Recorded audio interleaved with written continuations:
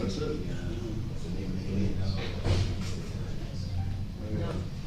I haven't seen the thing yet. Shove it somewhere over in the distillery, take me around all over the water, so. It's all new, it's all learning. I've never run a manufacturing plant or a retail store or a bar, and now I'm running all three. Documents. Documents. It's only right on 6 the other side of the room. That's where I did all our COVID meetings. Most of our COVID meetings I did from over there.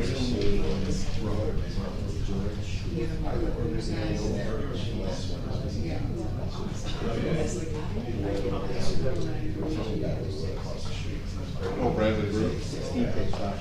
Actually, I did some collaboration with them. So, they were soon to expect it. Okay. You already hearing things? Not surprised, but... You already hearing things? Hello there. I used some Roman barrels, and he had done the barrels, they aged some stouts, and I asked him whether he gave me the barrels, and I pulled them up again. And I was there after the first anniversary.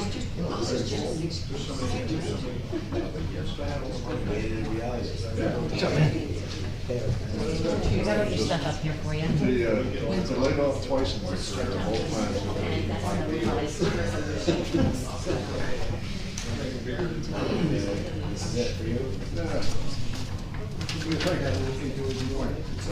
I like it. I think it's something we can do. It's just, it doesn't even look like it's that big a lift.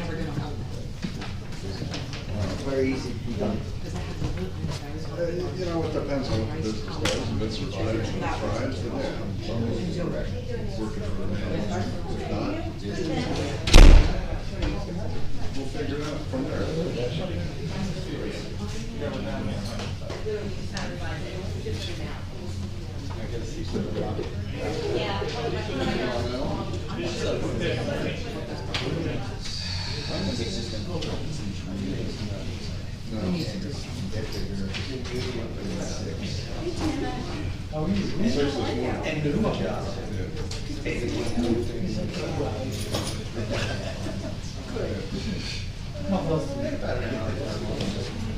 Just now. Come on. Better sit down. Okay. You know what? I can't do anything else but agree with you because it'll just make it.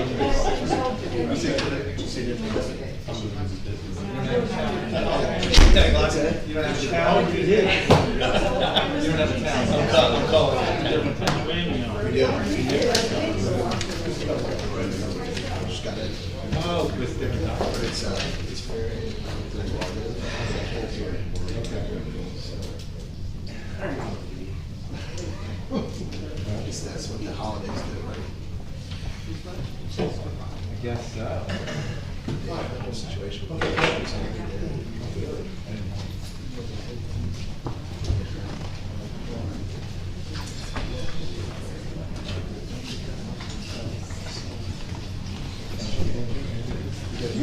Yes.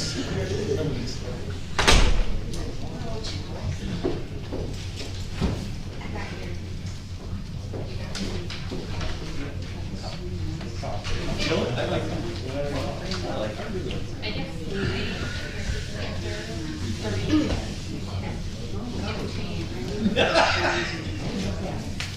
Okay.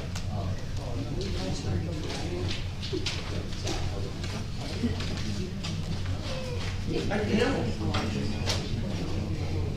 That's what I said. I'll leave the computer. Yeah, it's already recording. Good to read. Good to read. Quick dance. Both sides.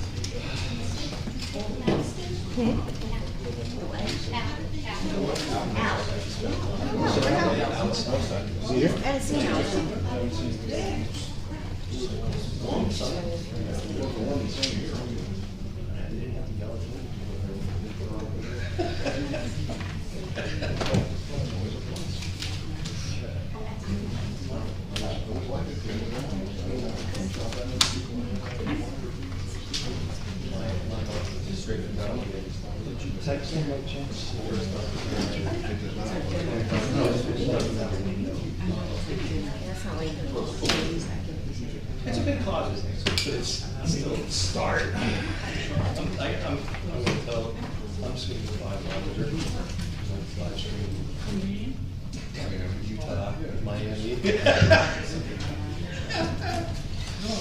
Lake George, maybe, you know.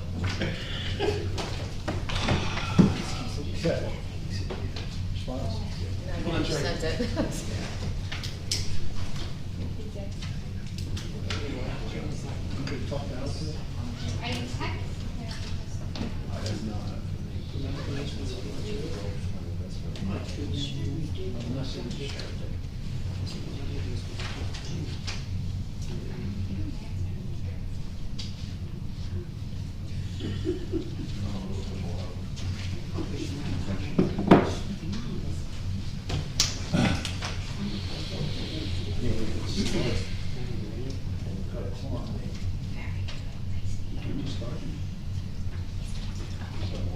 Yes, okay. All right, give me a minute, it can't be that far away.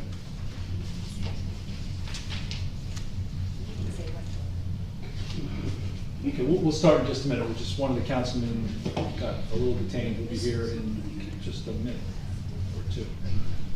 There it is. Ta-da! I said a minute or two, and meet the expectations.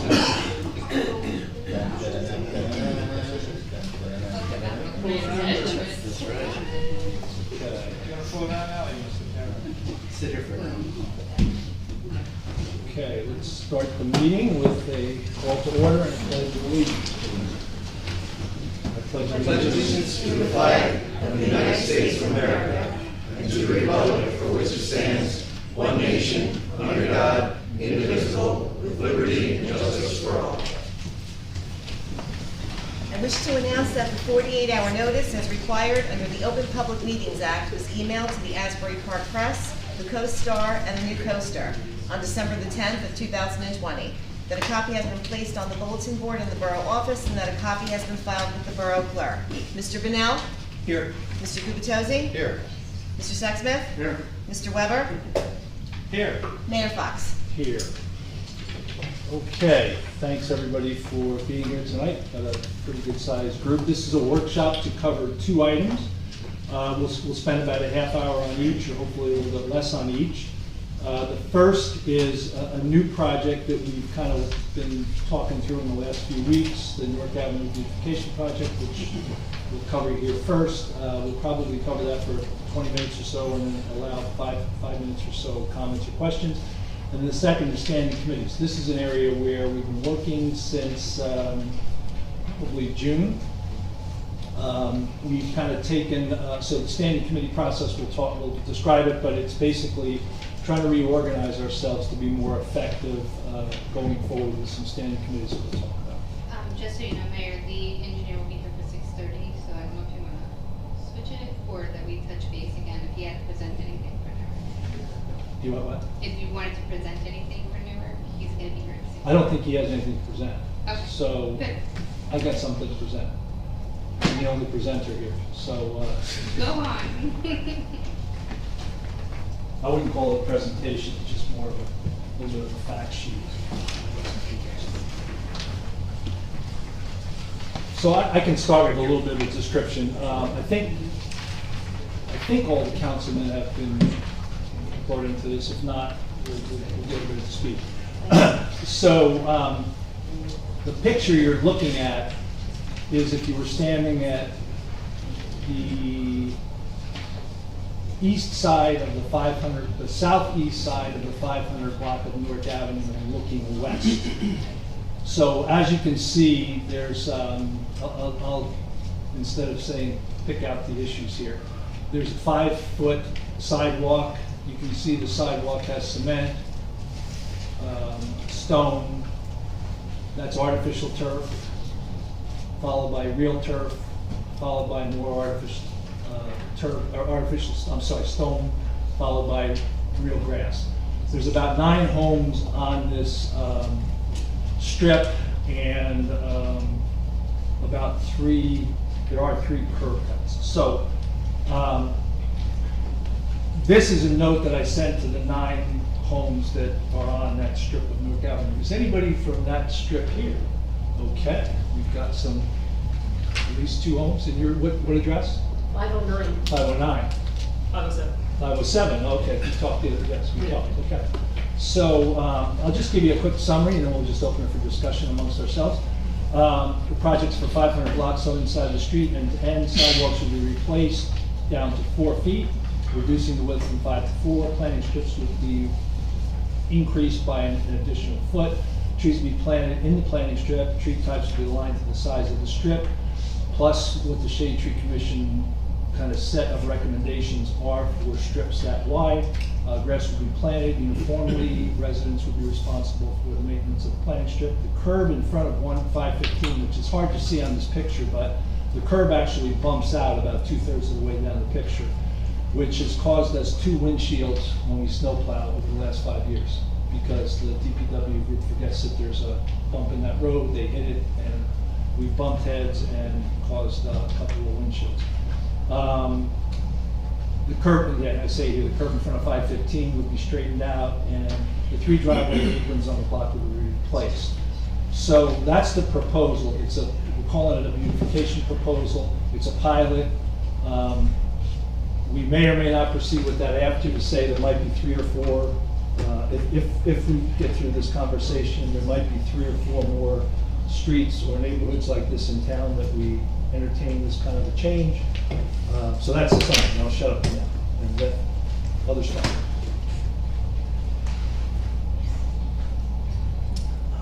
Okay, I'll go first. Yeah, Mr. Mayor, when you first mentioned this, I know it came out of the context of trying to address a situation regarding one particular tree. And I actually went out to meet you at that location and had the opportunity to just see that the tree itself, which has since been brought down, was really cramped and buckling the sidewalk. It was a large tree, and it was really apparent that the planting strip was very narrow. It's what, about 1 foot? I think it's 18 inches, yeah. 18 inches, okay, 1.5 feet. So, I kind of took that all in, and as we discussed the situation specific to that one tree, we were talking just about the fact that it would be nice if we could bring more trees to Newark Avenue. The 1.5 foot planting strip isn't all that wide to do that. We talked about the curb bumping out and how that drives DPW a bit crazy. We also talked about the fact we're going to be paving Newark Avenue pretty soon. And we said, boy, if there's a time to do any kind of corrective action to fix that curb, perhaps to, when we say reduce the sidewalk, I hope everyone realizes our standard in Bradley Beach is a 4 foot wide sidewalk. So we're not reducing it to something below standard. We're talking about bringing what's right now an excessively wide sidewalk back into alignment with the rest of the borough. So, but the challenge was going to be that we more or less have to approach each individual homeowner and say, are you willing to reduce your portion of the sidewalk? Are you willing to put a tree in here at your cost? And the likelihood, and again, I know I'm speaking to some of the homeowners who are here in the room tonight, but as we stood there on the street speculating, the quick reaction was, really doesn't sound like we'd have a lot of opportunity to get all of the homeowners individually aligned, especially when we'd be asking them to incur what could be substantial costs, repairing not just 1 square of your sidewalk, but the length of your sidewalk, planting trees and so forth. So, Larry, I don't know who else you've talked to, but at least as far as I was concerned, when you and I discussed this, you presented the idea, what if we considered a pilot? Something that would be borne largely at the borough's expense. And when I say that, it's a relatively modest expense because we have this wonderful, as you all know, DPW group of employees that are very hard workers, and they work seemingly around the clock, especially during the summer. But as we thought, as their workload tailed off, we have a number of folks who are very accomplished cement people who could actually work on the sidewalk. So the more we talked about it, the more I liked the idea of a way to address what could be, the mayor called it beautification. When I first saw this agenda name, I honestly didn't even know what it was. I don't think I had heard that name before. But just this notion of trying to help the homeowners in this particular block as a starting point And then perhaps over time, be able to look at other opportunities to help areas of homeowners that would be easier to do as a borough, more difficult to do with approaching individual homeowners. So that's why I generally like this idea. We haven't really fleshed out the costs and everything else, but conceptually, I like the idea. Yeah, I will simply add that, I mean, obviously, bigger planting strip, trees, you know, redo all the sidewalks, of course, it's gonna look nice, it's gonna look beautiful. I'm sure the people will be happy. My understanding is the tire shredder is going away as a result of the paving job, not so much with the borough doing. That's, well, that's what Jerry told me, he said, we're dealing with I wasn't aware of that. No, that's curb work, Okay, so we well- have to add it. Okay, well, he said it would be addressed in the paving in New York Avenue. Nonetheless, I mean, it sounds great, obviously it's gonna cost the borough something. My only concern is, what do we say to, somebody else said, why don't you do that for my block? And I don't really feel like we have a good answer for them, because lots of people, they want the same thing, so I just don't know what we tell them, you know? Sorry, you know, this block won the lottery, because, you know, why, like, how, Right. you know what I mean? So that's, I just don't know what to tell other people that are gonna say, well, when are you coming to do that to my block? I respect that, yeah, I definitely see where you're coming from, and that's why it's a pilot, and wonderfully enough, there was a grant, to do the inventory for trees as well, and I believe that what we addressed, with the Shade Tree Commission was that we would, in that inventory, note what sidewalks also need to be addressed, and that's how the pilot program would actually work. We would make an inventory of trees needed, sidewalks needed to be replaced or repaired, and that's how you would come up with your plan. It's almost like your engineer would do a road program. A sidewalk program happens in a lot of towns as well. And it might be an expense, and you might say, well, why? But you have to remember, we do, that is the borough property of the planting strip, even though by statute, it's for the resident to take care of. So I don't believe that we're favoring or giving something more to one resident than the other, especially if you are addressing the needed areas in town. It is just like replacing, it is doing a paving job. Sometimes you have to do a complete pave, sometimes you just have to do a mill and, a resurfacing. So that's where the inventory really comes in play, and we can make it that you address every street in town at some point in time, and you just bring your program out that many years. It's just how you want to build that program, and that's why it's a pilot. It's up for you guys to actually come up with that program. But the code offices, they just went through the entire town and assessed the sidewalks. Mhm. So, I mean, I don't really. Well, you're still gonna It's have not like- certain lists that maybe might not have been a code issue at that moment in time. I personally found one myself a week ago and asked it to get addressed. So certain things, one, they're gonna slip through the cracks, things change, after storms, things change, roots can change with the tree, can get lifted, and over time. So something that might not be so bad, could next year be an issue or a problem. And with the arborist and with the masons that we were lucky enough to have, I think that we're gonna be able to accomplish what's needed. And did the person doing the tree inventory agree to this? Because I feel like No, so- Well, it's a grant that we are getting, I'm sorry. No, go ahead, I'm sorry. So it's a grant that we're getting, and it's actually something that's required, if I remember correctly, Al, when we were in the meeting, Okay. the chair had said this is actually part of that tree grant. We are supposed to be doing this as part of the tree inventory, and if it's us hiring somebody as part of that grant, I guess when the funds come in and we do a chapter 159 to appropriate the funds, we would then address it with the person that was doing the inventory. Yeah, one idea, Councilman Weber, was that we know that the arborist is coming in, and he's the expert, he's gonna look at the trees, assess trees. It would be good if we had somebody volunteer, maybe from the Shade Tree Commission, to do other items in that inventory, like side by side. We have 24 blocks in town, what's the width of each planting strip? What's the width of every sidewalk? Are there any issues with the sidewalk? Are there any issues with that street? So that they can. We can keep even some of that probably inventory. use the new GIS system that we just joined the county with and do the eyes view down and get a good look and, come up with where we address first or who goes out and hits the road in what area by looking at those aerial views as well. Yeah, And there's probably other elements of an inventory that we could lay out and say, these are things we should be looking at as a community. It's hard to argue I think it's hard to argue against any beautification effort. I mean, and I think honestly it'd be a great problem to have if every single neighborhood came to the council and said, hey, help us, we want to get involved in this as well. I guess I would like to better understand the cost. I don't think, this is very preliminary, and I clearly wouldn't want to write a blank check on this, but to the extent, I'm assuming it might be modest, given that our DPW folks could do a lot of Well, the work. what we can do is what is done is we write it into the bid, we see what it's coming back as an alternate or option. With those numbers, we can then say, okay, is this something we want to award within the bid project for that road project? If not, we still would want an engineering aspect with the aprons, right? When you start dealing with the different, right, the curb work with the aprons where they go, we're not replacing driveways, we're just, so we would definitely want engineering side of it, but when it comes to our workers, we would be able to structure the time if they wind up doing the masonry work, just as we did the sidewalk, that they did a very nice job on the sidewalk. On Lake Terrace, yeah. Yeah, so the cost on Lake Terrace was somewhere around $6,000 to $8,000. I actually talked to G. Yeah.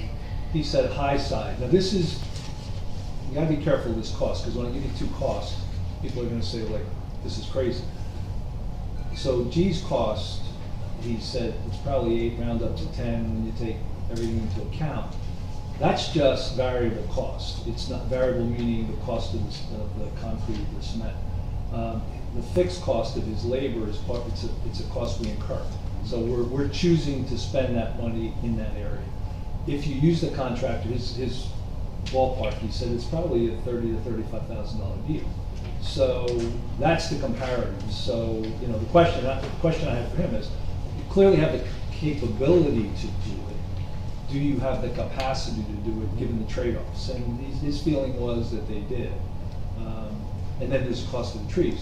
I know, speaking of Councilman Weber, we've gotten a pretty good handle on purchase of some trees, a vendor, which, I don't know, in a 9-home, 1-block area, is it 10 trees, is it 12 trees, is it 8 trees? I don't know what the answer to that is, but clearly we want to have the trees that are for, it would become a 2.5-foot planting strip, and we want to have them, good county trees, but that would be kind of the view. And that's preliminary cost. I mean, it's not to the outside edge. So is the thought to do this alongside the paving work on that? Probably right before we're doing it. Alright.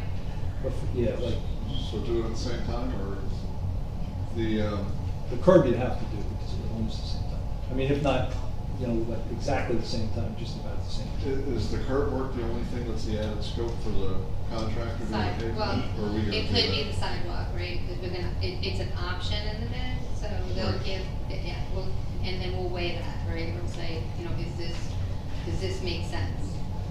So if the bid goes out structured as a laundry list of things, Yeah, right. milling and So you get a paving base- is this, curbing is Yeah. this, That's sidewalk right. is So this. you go out for the base bid, and then you add in options, A, B, C.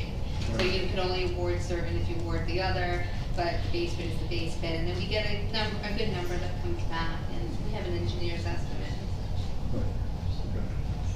As far as the $10,000 versus the $35,000, that's what Mr. Capone estimated Yeah, and the the difference. cost and savings was on Lake Terrace for the sidewalks along the park.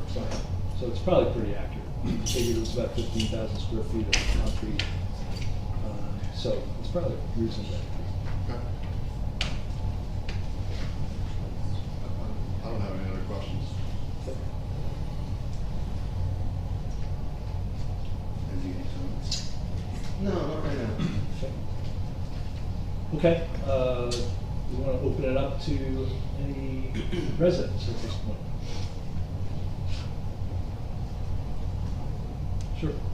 On the sidewalk that's, I'm sorry, Wyndham Name Shook, 110 Fifth Avenue, Bradley Beach. On the sidewalk replacement, does all the sidewalk have to be replaced? I mean, they do make a machine, a saw cut machine that will cut concrete anywhere between 4 to 8 inches, we could just go straight line right down. It's pretty beat up. It's pretty big. Pretty beat up. It's not Okay. straight, it's, if you're doing it, do it right. Yeah, no, it's a good question, but it's pretty beat up, and there's cracks, and it's not that we have a lot of elevation, because there's not a lot of trees, so, but it's pretty beat up. I see a couple of Newark Avenue people nodding their heads, yeah. Yeah. So I have like, I guess, You have to stand up and you have to say your name and your address. J.L. Lawrence, 507 Newark Avenue. So I have like specific questions, but I guess if we're not getting down to specifics yet, then kind of the only thing that, I guess is a little concerning, but maybe not as much, is having a 5-foot wide sidewalk actually does help in, at least like within our block, probably even like 1 or 2 blocks, because there's a lot of traffic, coming from the 300 or so block Walnut apartment side. There's a lot of strollers, there's a lot of carriages, and a lot of times I actually have to step off the sidewalk to allow them to go through. And it's actually a pretty busy street, a lot of cars coming down. So that's my only concern, I guess, is we can try to keep it as wide as possible. But then again, I understand, why down Main Street. Many trade-offs, yes. I know, that's all I got. So I've learned in the last 9 months, there are many trade-offs. That might even be a split the difference opportunity, bring the sidewalk to 4.5 feet and the planting strip to 2 feet. Could be. Jerry, is there any issue with handicap access, go from 5 to 4? You have to keep 4 feet minimum, and when you get down to the corners where You gotta have there it can be wide. a turning and training, it has to get wider.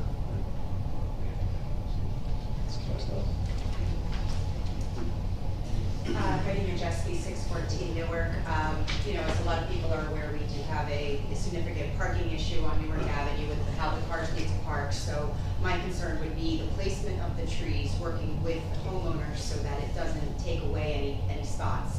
If you put a tree where somebody opens their door, they won't be able to park there. They might have to pull forward, and then we might end up losing their spots, and we definitely cannot afford to do that. And I do have a concern also about the pedestrian traffic, because the street, although others, that don't live on the street might think that people don't speed down there, they do, and we do have a lot of families with young children that utilize that sidewalk with all their belongings going to the beach or going to the playground, and so I don't want to put safety at risk for this. Thank you. Anybody else? Thomas Cohen, 612 3rd Avenue. I was wondering, Mayor, on that Lake Terrace project, how many aprons were installed in that number? I don't think there were. None. It was on the park. So the number would be higher on this project substantially. Yeah. Okay. And then There's three aprons on Newark, so it would be a little bit, but he actually factored that in. The Shade Tree Commission worked very nicely with all the homeowners on the recent planting, and Ms. Majeski makes a great point, but there's also the water line to work around, the gas line, the water meters. So every homeowner was contacted, and the markout was done in conjunction with those homeowners. So I think that can be accomplished. I'd like to see the sidewalk be 4 feet, because if that's the town standard, that should be the standard. This is how we get into trouble with this new 5-foot sidewalk, concrete in the planting strips, pavers in the planting strips. Let's just go for the uniformity. I think that's more important and does work safely everywhere else. Thank you, sir. Anybody else? There's 2 more actually. Go ahead. David Capelli, 212 Evergreen. Regarding the planting strips, growing up in Somerset County, as well as down here, what I have seen is putting trees in a planting strip is a nice architectural look for the first couple of years. But as those trees begin to grow 5, 10, 20 years down the road, in many cases, or most cases, the sidewalks begin to buckle and break. So, and in addition, if the power lines happen to be in that planting strip, you now have trees growing up into the power lines and cable lines, which cause issues when we have weather, which we all know we have a little bit of that here. So one of the questions I have is, why are we putting it in a planting strip and not putting it on the property and getting it away from the sidewalks, where eventually the town, the taxpayers are gonna end up having to replace it, or the homeowner is gonna have to end up replacing sidewalks? The other question I have on the planting strips is, it's my understanding that artificial turf is not allowed anymore in town. And I'm a little confused on that, because ecologically, turf is recycled, it's water permeable, so it recharges the groundwater. Where with natural turf, it is permeable and recharges, but you're fertilizing it and you're putting detrimental things into the water table, which potentially can go into the lakes and cause algae blooms. In addition to that, you're cutting the grass, which is putting hydrocarbons into the air. And everybody today is talking about being, you know, ecologically conscious. And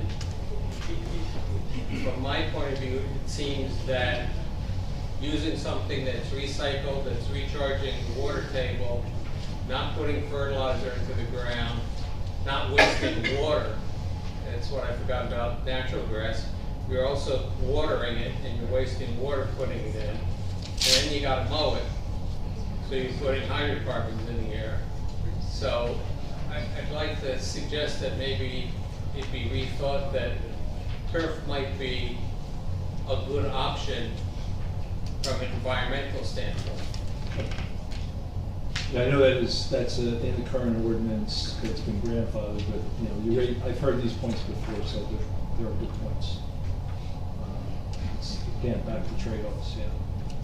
I think somebody, never mind. Anybody else? If I could just add, Mr. Mayor, artificial turf is plastic. There's nothing environmental about it. So I think it's good that it's in our ordinance that we don't allow that, and I hope we don't put artificial turf here. Grass is good. But aren't our benches on a boardwalk plastic? If you could show me a way to sit on a grass bench, Well, you could do a concrete bench, but if you're saying that plastic is not good. Mr. Mayor, you're going to control this meeting, or? Plastic is what's up on the board. It's supposed to be back and forth here. You want me to go back and forth? Well, it's a work, I thought. Okay, great. Yeah. So, artificial turf is not recyclable. If you'd like me to get the people that take our recycling and come in here and ask if we can recycle artificial turf, I'm sure they'll tell you no. So, just. But it's produced by recycled material. I think, Mr. Patelli, there was one other issue, because I recall these conversations taking place earlier. There's also an element of a liability issue for the borough. If we damage someone's artificial turf, we, the borough, have been approached in the past for damage by a snowplow or whatever To replace. was, to replace the artificial turf, and it was fairly pricey, a few $1,000s, as I recall. Okay. Anyway, just Okay. one other I appreciate variable. it. Okay, it's 6:30 and we want to flip to the next item, which is standing committees. Do you want to do these two, or do you want me to? I can talk about it. So the reason I asked Councilman Sexsmith is I initially started working on this. He picked it up and helped with, I had a capacity issue that he helped me with. So rather than me steal, he has better insights into this right now. So just a bit of background, we had a training session with somebody from the DCA talking about how government should operate as efficiently, I guess is for lack of a better term. And one of the things that they talked about was this use of standing committees. Right now what we've got is we've got the councilmen or liaisons to different groups and different organizations within the borough. And the standing committee process would replace that. And what it is an opportunity to use workshop meetings like this. All the committees would report out every meeting, and that's when we would make the decisions as to what things we would be bringing to the agenda for the regular working meetings. We talked about this in June. It sort of went nowhere for a little while because of some other headaches. The mayor pulled together some people that are more experienced with this, people that work within the borough, Mr. Cannon, our borough attorney, Ms. Humphrey, Ms. Rice, our borough clerk, and we sort of fleshed out what they've seen, where they've seen this that has worked and has been more efficient than what we've been trying to do here. So I'll just give a very, very high level piece about this, and I'll turn it over to everybody else to sit and talk about. So the purpose of what my recommendation is to develop a revised format for bringing changes to our ordinances to council by using off-cycle review, the workshop process, to ensure ordinances and resolutions are relatively aligned and ready for passage. Use the standing committee format to focus and funnel work, change initiatives to respective areas. So what I'm proposing with this process is now we're currently meeting, the council meets 2 meetings a month. I would like to take one of those meetings, the first meeting of the month, and turn that into a workshop meeting where we do exactly what I just said. We sit around the table, we talk, we hash things out, we get alignment on what's going forward, what we're going to bring to the agenda at the next meeting. Talk about things that might need a little bit more work before they're ready to move forward, all of that stuff. And then the second meeting of the month is the actual work meeting, where we sit down and we vote on ordinances, we vote on resolutions, and whatever else. Now, the reason I did that instead of what we've been doing now, where we have 1 hour before the meeting and then we have the meeting, is this tends to be very rushed with this format. Not everybody gets to talk. We've got to keep moving along. There's always in the back of our heads to try and push through this so we can get on to the work part of the meeting. That's really the only basis behind why I decided on, why I'm requesting that or proposing that. During the workshop meetings, all the standing committees would report. They decide on the items to be included on business at the next meeting, business meeting agenda. We would have executive sessions if required, and at the end of the meeting, we'd have public comments, 5-minute limit, 1 comment per person. The standing committees that I've sort of outlined here are, first is a finance and administration, and the mayor would be on that one because that would include budget and statutorily he's required to be in charge of that. Second would be public safety, fire, police, fire, EMS. The third would be public works and infrastructure. The fourth would be code enforcement, building codes, and the last one would be sustainability, environment, and recreation. Each of us would chair one of those committees. The other, we'd have another group member that would be on it. Ms. Humphrey would be on it as well. The applicable people from the borough would be there, whether it's the borough engineer or public works director or people from the code office or the CFO. And we would just go through the issues that bubble up. One of the things about doing it this way is we need sort of a traffic cop to control the flow of information and the flow of requests, and that's where our business administrator comes in. When people make requests to us, we funnel them into her, she hands them out to the appropriate committees, and then they'll sit and work on them. The thing that's common about this is the borough administrator is on all these committees, so she has all the information going forward and knows what needs to get looked at, who needs to look at it, and where we need to dig a little bit deeper. Before I turn it over to you guys to ask the questions, the one thing I will say is Councilman Weber pointed out some corrections that are not reflected in this document. I've got them incorporated in the master document, but we didn't quite get it to the presses on time. They're minor things. They were dealing. There was a couple of word usage issues. There was some instances where I was saying chairman instead of chair, and a couple of typographic things. But that's the gist of what we're talking about here. So at that point, I'll I'll leave it up to you gentlemen to ask me any questions, and then we can let the public ask questions. So what was the disposition of liaisons to, I mean, my understanding is we're doing this to kind of get rid of the liaison system, but there was something in there that there would still be a liaison to some of the committees, I think, am I right? Well, so we still have, right now, we still have the Recreation Commission, we have the Sylvan Lake Commission, we have the Fletcher Lake Commission, we have the Shade Tree Commission, we have the Environmental Commission. We have the Strategic Planning Group that's there. So, you know, these organizations still need to be able to filter into us. And that was the one thing I didn't actually change in this, was that one comment of yours, because I thought it would be interesting to discuss if we have a specific person on that committee who is the liaison to those groups, or if we just have them come in and report out at some point, some meeting that we do. You know, some meeting that committee has. Well, because I guess you can have a liaison go to those commissions when they meet, or you could have somebody from that commission sit on these standing committees. I mean, that seems like easier way to do it. Yes. Okay. Tim, did you say our BA would be on each of these 5 committees? Do you have that many hours in the? 24 hours in a day. Trying to figure out how you do this. Well, they have to be limited, right? These aren't all-day meetings, and, so, you know, you'd have to make it, we'd have to schedule it appropriately, right?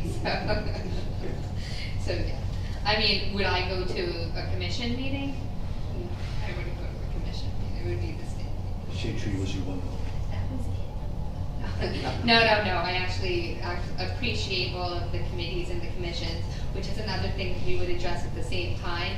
What committees are actually in your ordinances? What commissions are in your ordinances?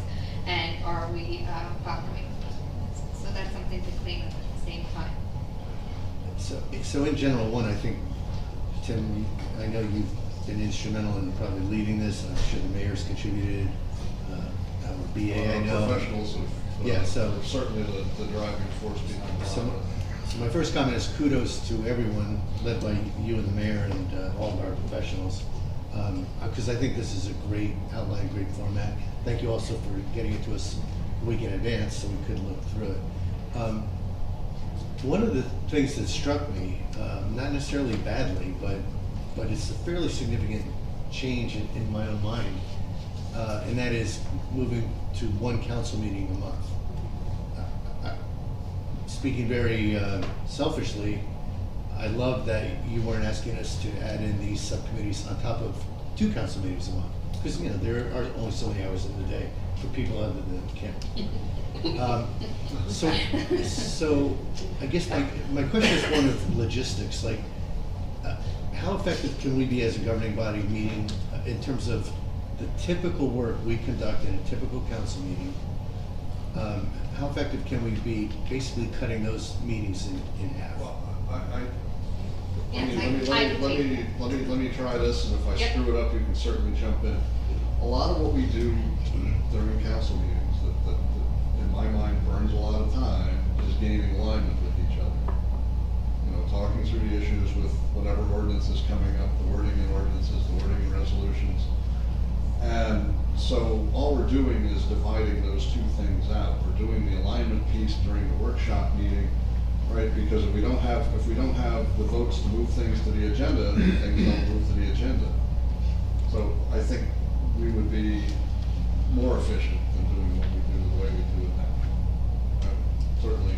I agree, and I was going to actually hit it from a different way. Direction was that other towns do the same. They have a workshop, or they have, you know, the 1 monthly meeting. Some of them do both the one night of the month, but there are other towns that you can actually contact those council members to see if it works. Like a business meeting and a workshop. Yeah.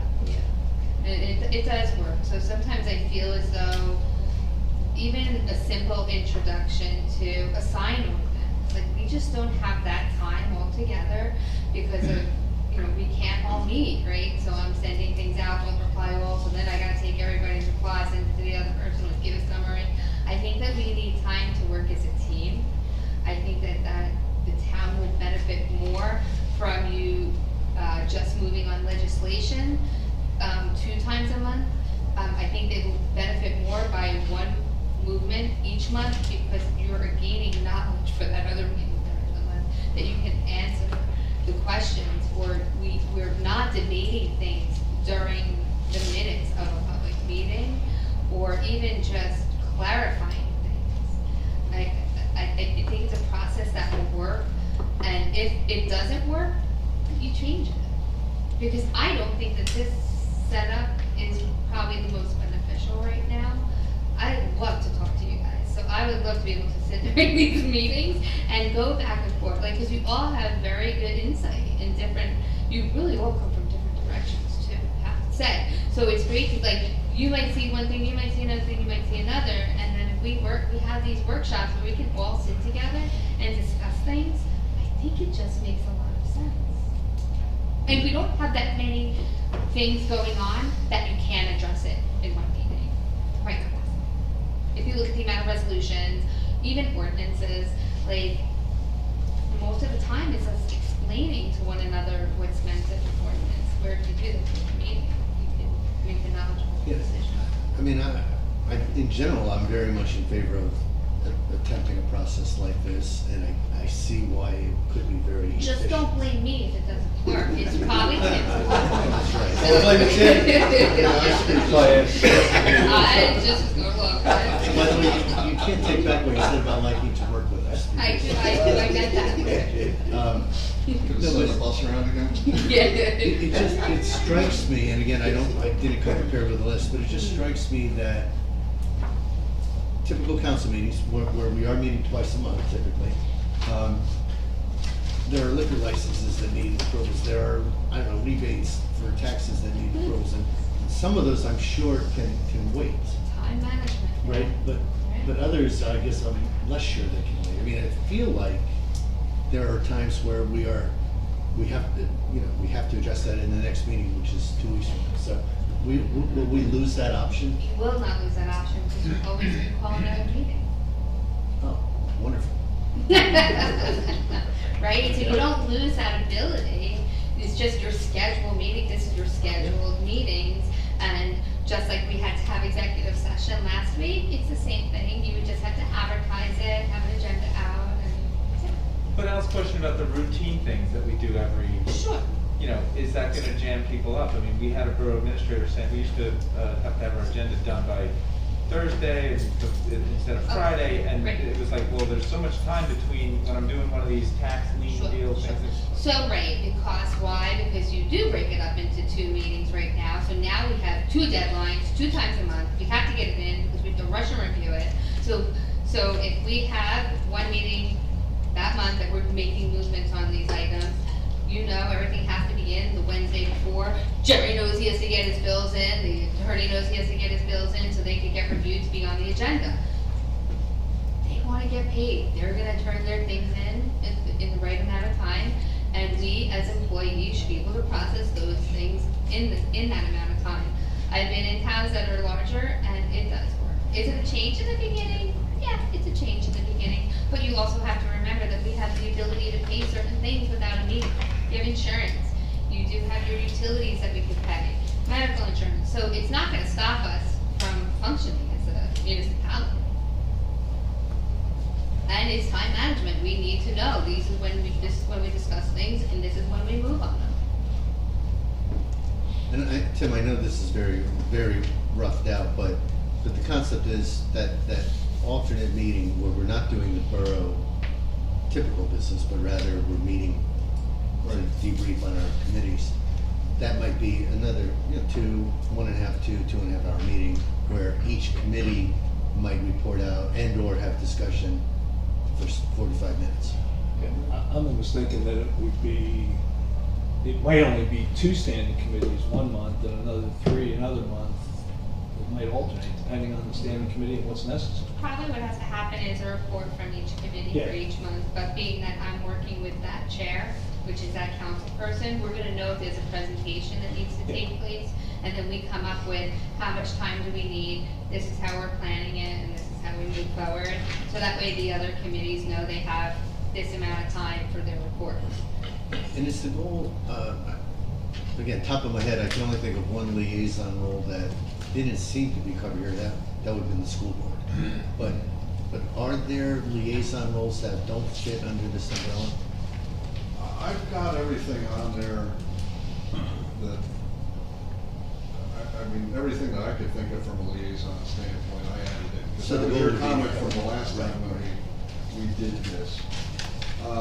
As far as the school board, I don't think I specifically called it out, but I see that going under the Sustainability and Environmental Committee.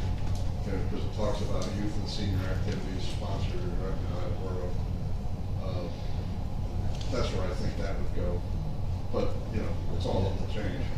But that was my real question. The goal is to have these 5 subcommittees span all of the existing liaison roles. Yes. Yeah, I think that would be the objective, try to get everybody under the umbrella, or a umbrella. So I guess the answer to your question, John, is, the word about liaisons is we're not actually adding a liaison out to the commissions. The commissions are coming and joining the committees. And I think the liaison process is somewhat confusing. I've always thought this. You're a liaison to let's call it, I don't know, the knitting department, so I don't point any department out in general. And you're the liaison to that. So you now have, as a liaison, people complaining to you about personnel issues, about so certain things just sometimes go awry, right, with liaison committees, with the administrator. Like, if you have meetings right now, I'm not at any of the meetings. So it puts, I think, sometimes an undue burden on the council person, because they feel as though it's their role to act in certain ways that that's not appropriate or proper, and not to, not to their fault, right? But because they're trying, this was brought up during their meeting, and they feel as though this is what they need to move forward with, and it does become unclear sometimes, naturally. And employees don't know, do I go to liaison, do I go to the administrator, is this an HR issue, is this just a committee issue? So I think that this will just be a better process, better communication. And listen, I'm happy that I don't have to sit in on all the meetings. I could do like a quick jump in. But for the most part, I think it's the best way for me to get to know the town as well, right? Like, I didn't grow up in Bradley Beach, I didn't grow up in New Jersey, so my best way to know what's going on is to sit in and learn with everyone and see where everyone's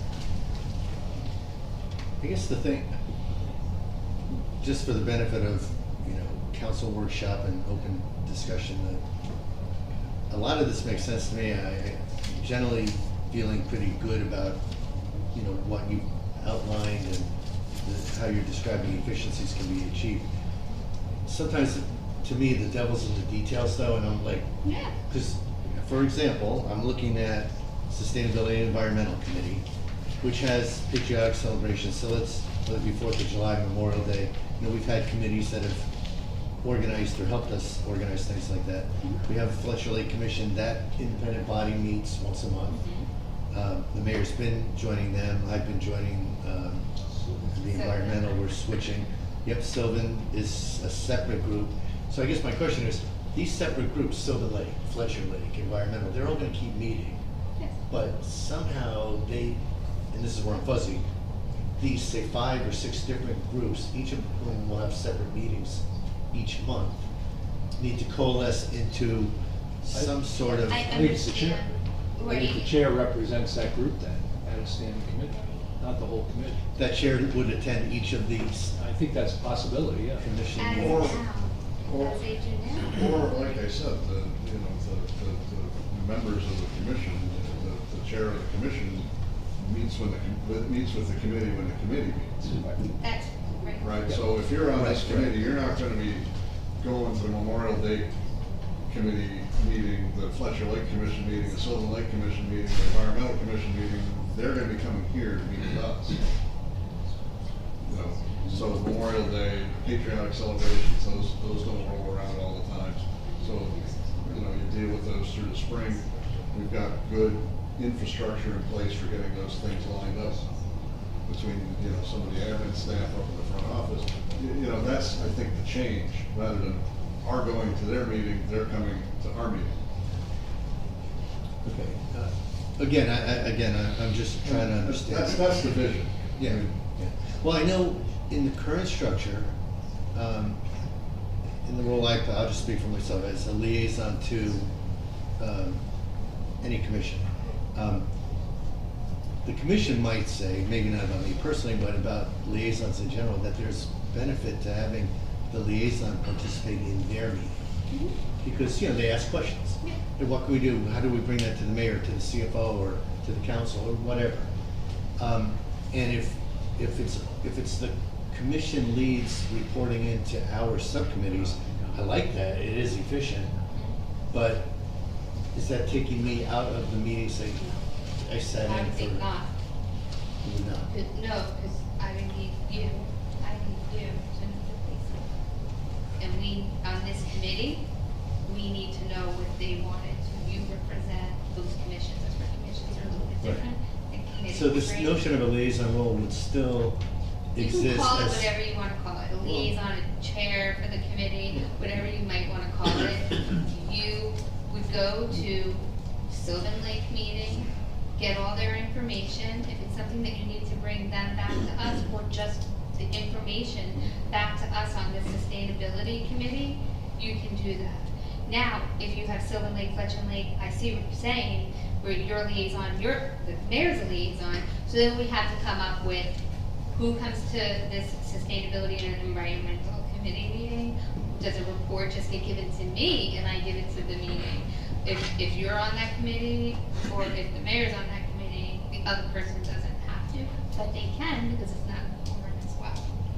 So it's almost up to you. If you don't have an issue with Sylvan and you're not on the committee, then you can just give a report and we can address it.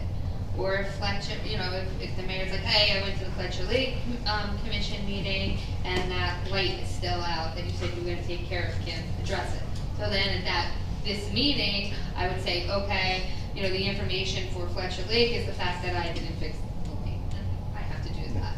And then you all know about that, the committee knows about it.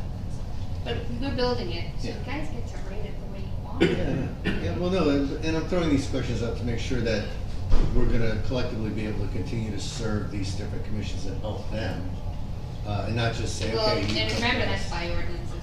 That's what I was trying to say, like, your commissions are set by ordinance. It tells you who's gotta be on it and such, right?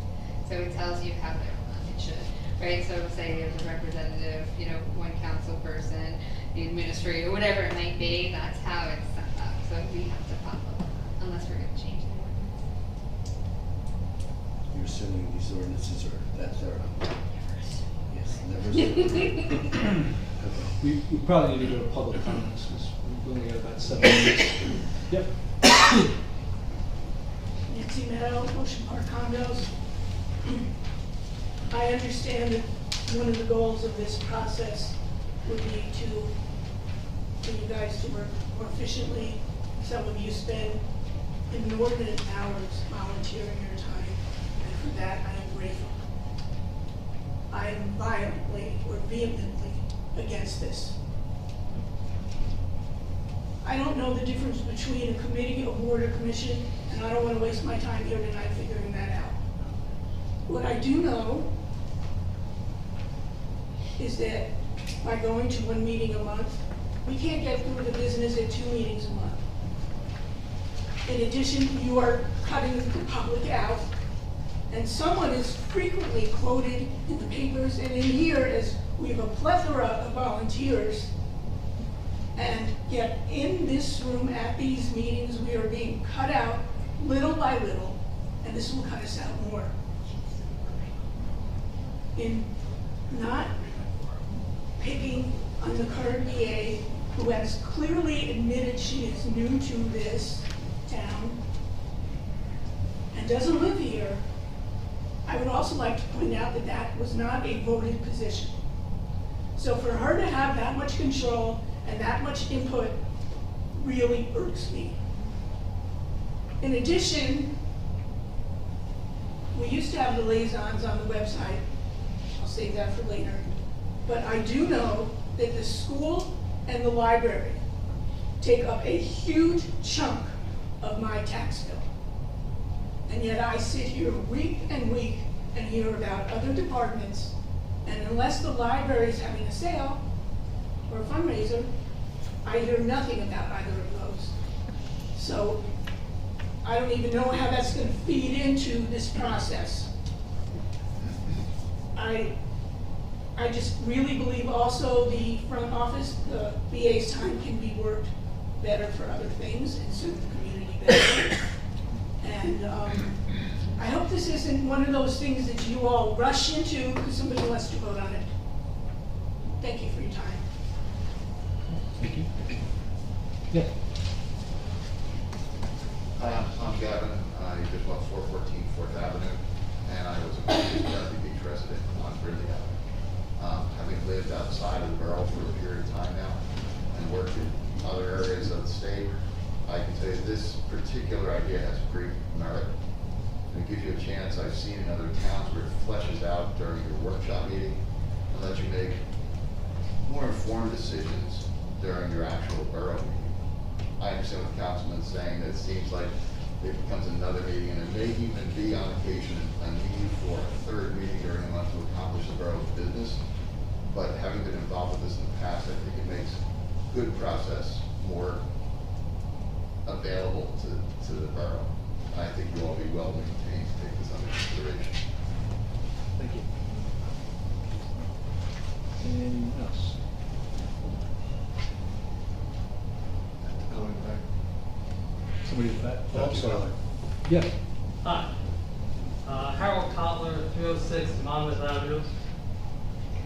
Having been a councilman here, and having been a councilman when there used to be 4 meetings a month, and we cut it down to 2 meetings a month, and there was great trepidation from the crowd that said we weren't having enough time for the business of the meeting.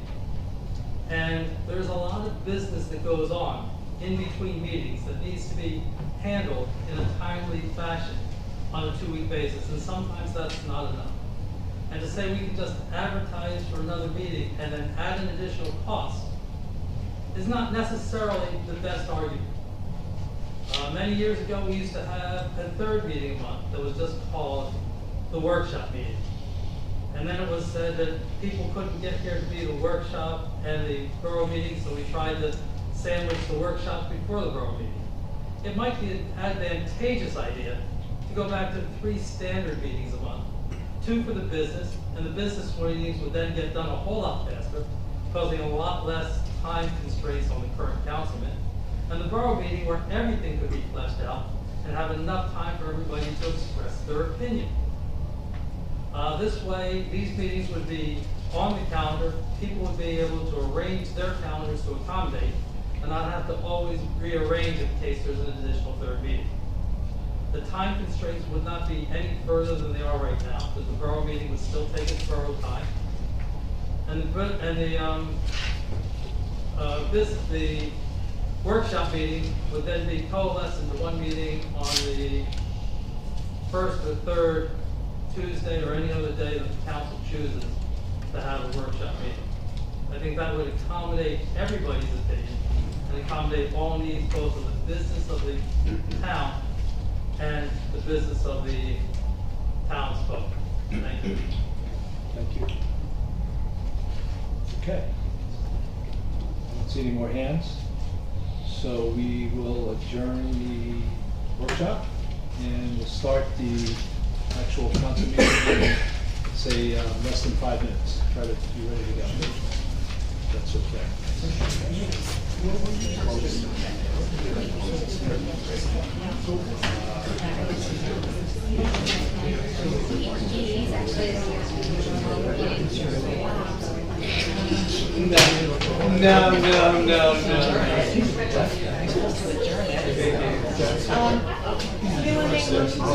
Yes, make a motion to adjourn. Aye.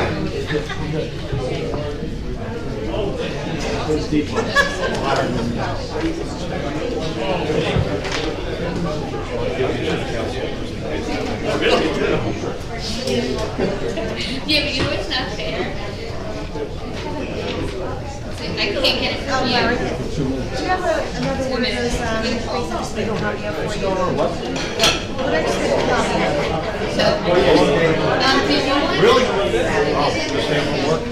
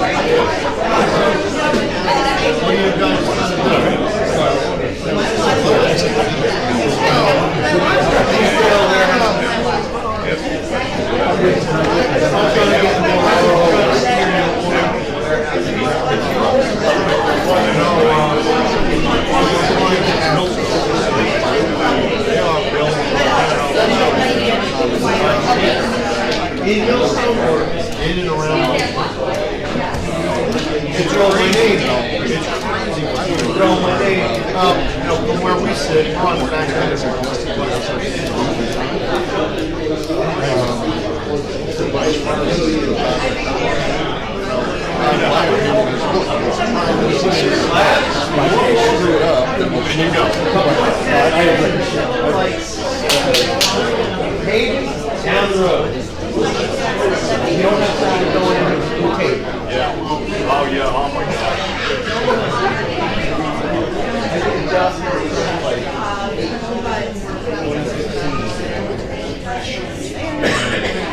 think the architect came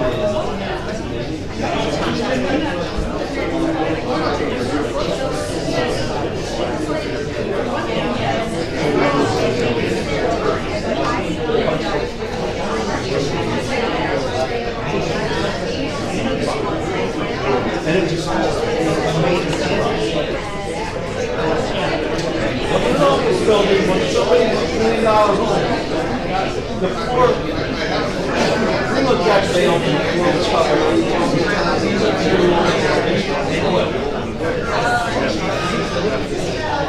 And this is probably under all of your local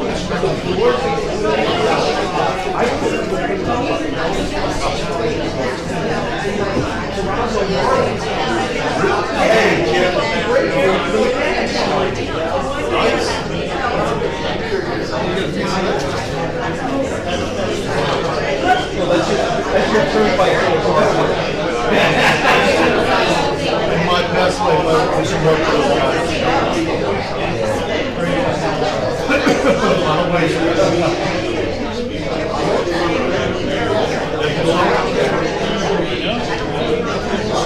They're probably going to stay on the bike once in a while. I was working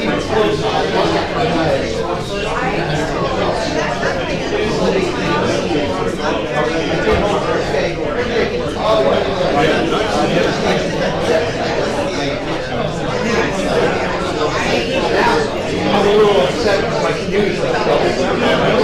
But it's a straight shot. It's a straight shot. I got a 33. Oh, it's there. It's all mine. I hit the right. Yeah, there you go. Good for you.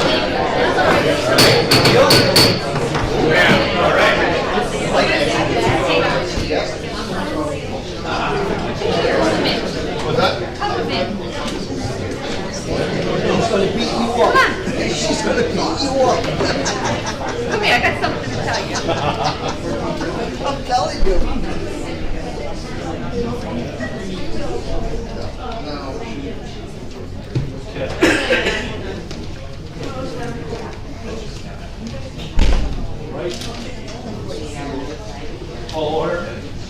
Pledge of allegiance, please.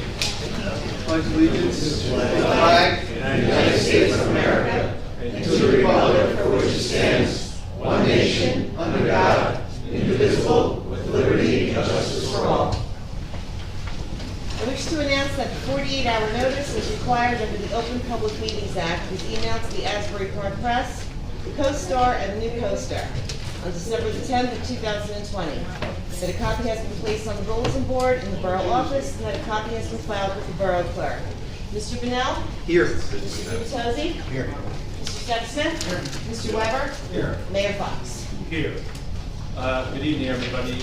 Welcome to our meeting number 20 of 2021. We did like a commercial announcement on COVID mask policy. If you are not vaccinated, we ask that you wear a mask indoors.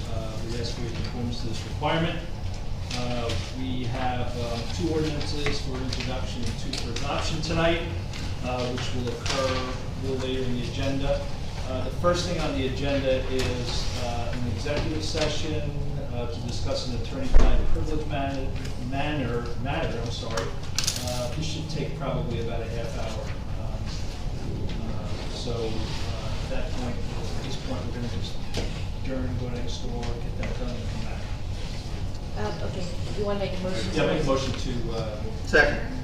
Mr. Bennell? Yes. Mr. Gutozzi? Yes. Mr. Sexsmith? Yes. Mr. Weber? Yes. Mayor Fox? Yes. Okay. Let's go. Hopefully we get there before we get back.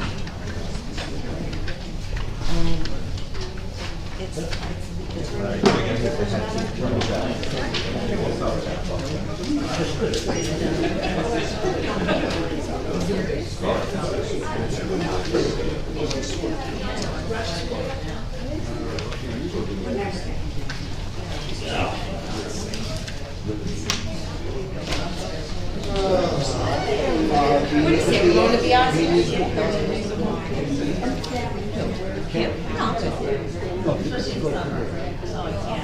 No.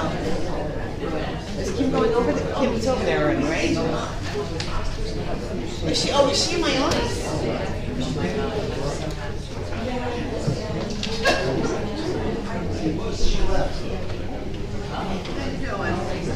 She left, she probably.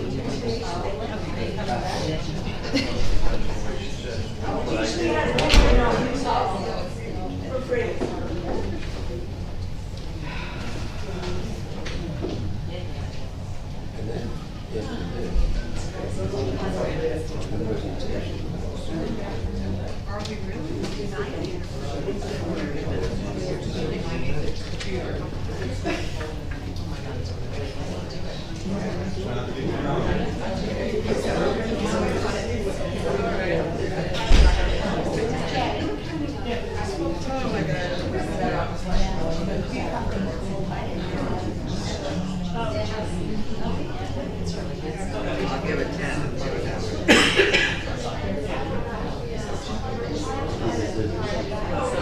Yeah, knock on the door. Ready for you to come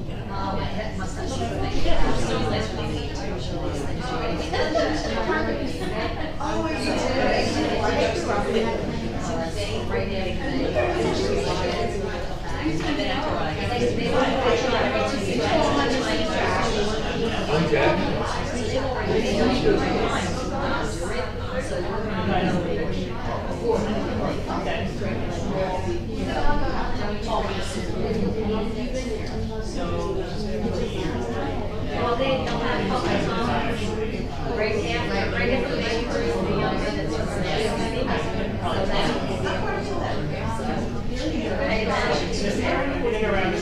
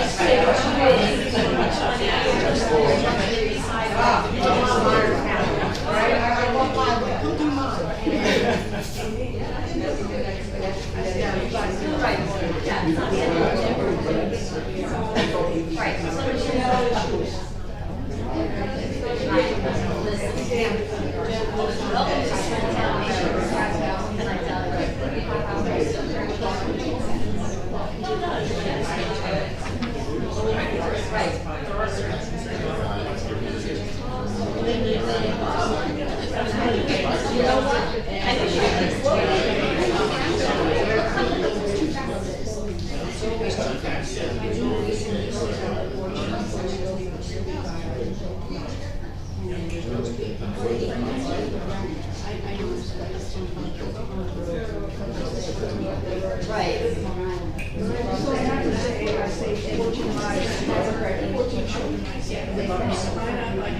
your school? How's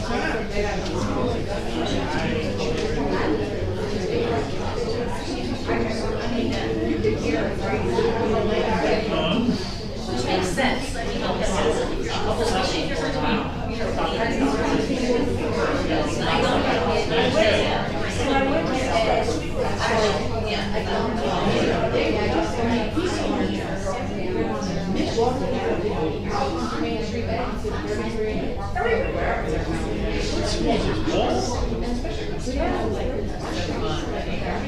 It's funny, that school, when I was a kid, they had a plaque, built that whole kids' room system on, because they had problems. Right. No, there's a lot of towns where it is actually, you have to get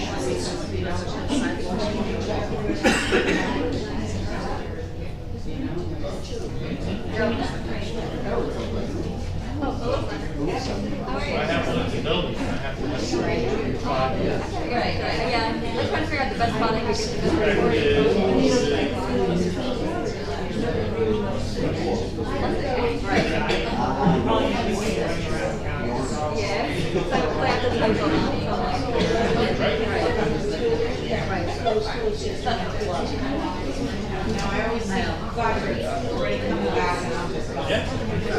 No, that school has had a lot of problems. Are you in the same high school? When I was a kid, that school was built in '64, much newer than where I was. Well, and it's newer than the other Central or, well, what goes? Well,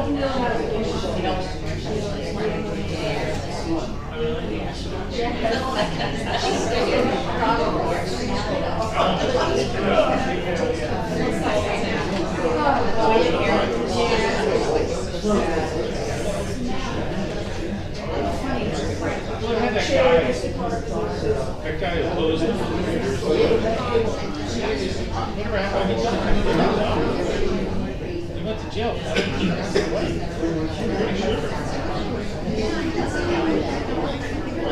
somebody else.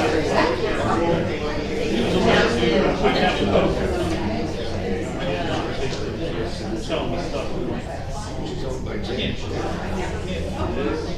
He was trying to get some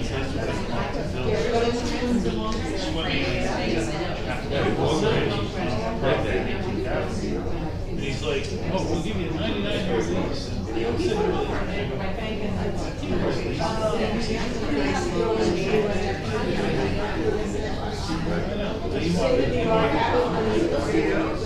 He wanted his own.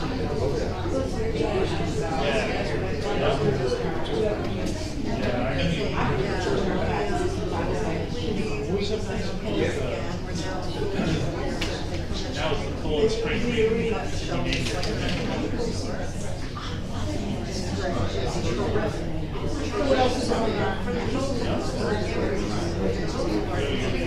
No, the sheet we cleaned up pretty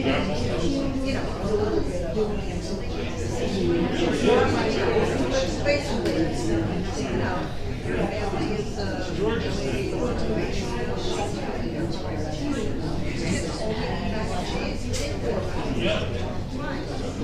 So, because I can get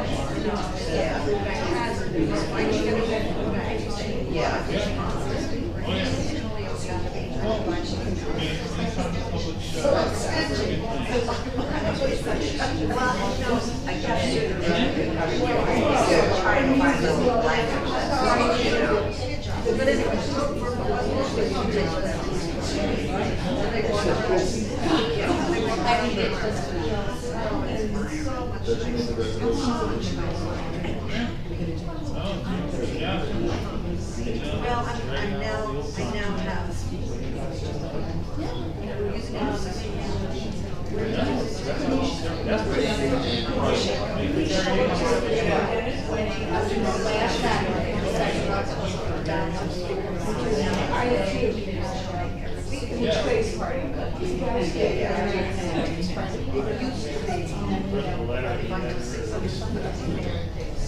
So it's like.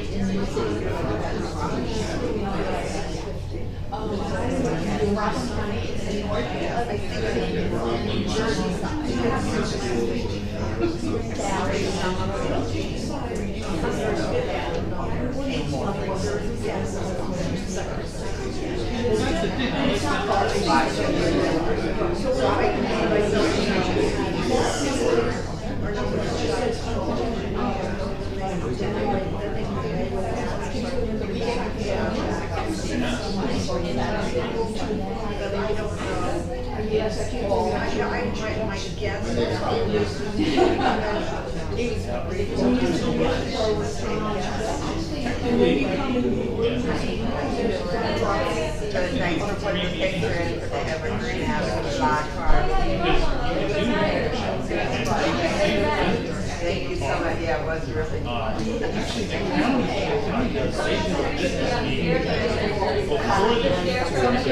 Yes, of course, yeah. Yeah, we're gonna be building them at the rec center tomorrow.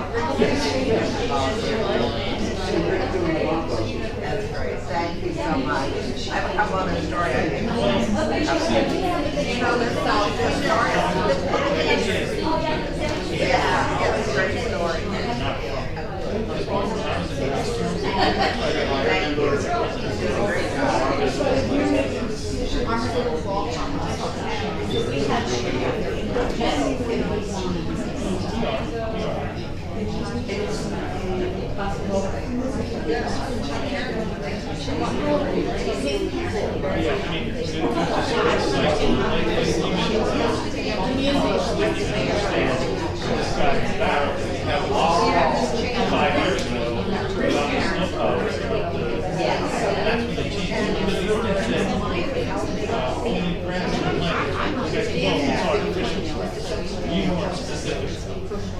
That's why now it's then, so they changed it about 4 years ago. And everybody's got to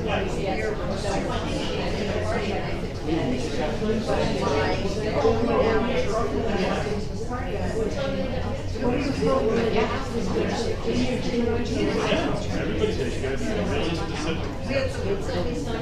Yep.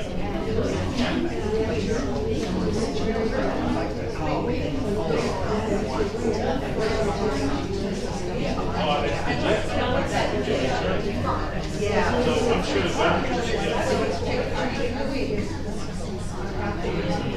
and a lot of the recommendations, especially on sidewalks and things like that, come from it's like the homeowner company, you know, sending the guy out and saying, yeah, I want you to do that.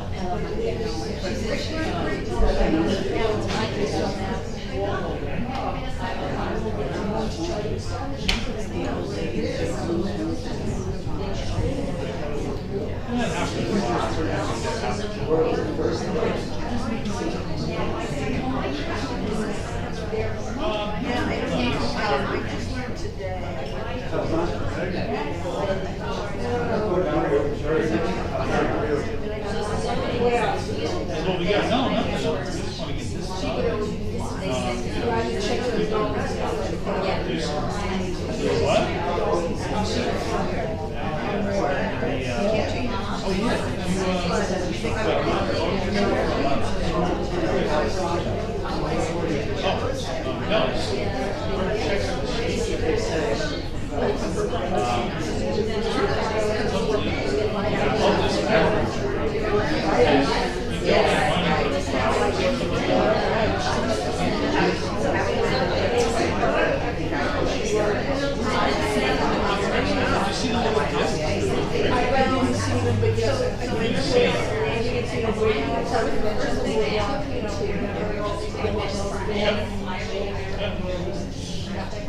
I think there's about 6 so far. There's more coming.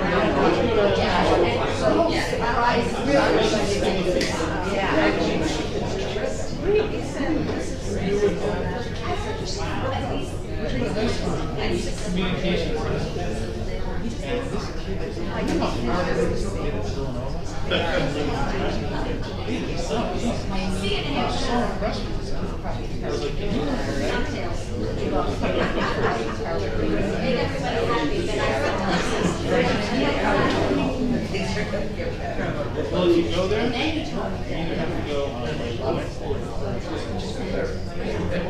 You have to sit 10 outside. If you go on a Friday, if you go on a Friday or Saturday,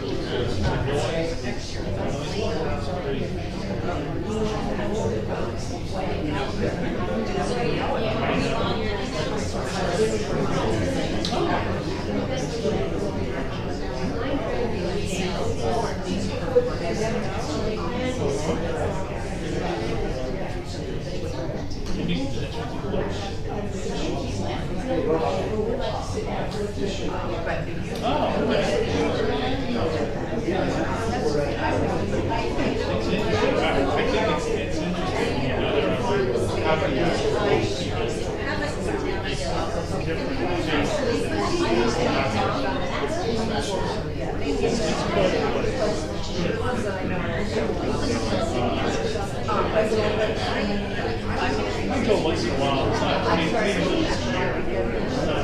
Sometimes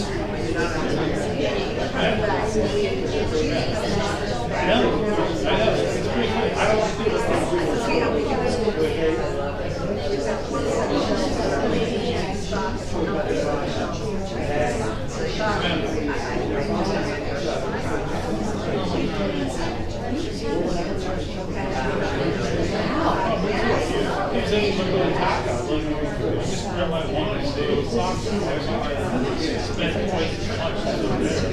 I got parked, you know, I'm not enamored with the way it's working. It's not operating to the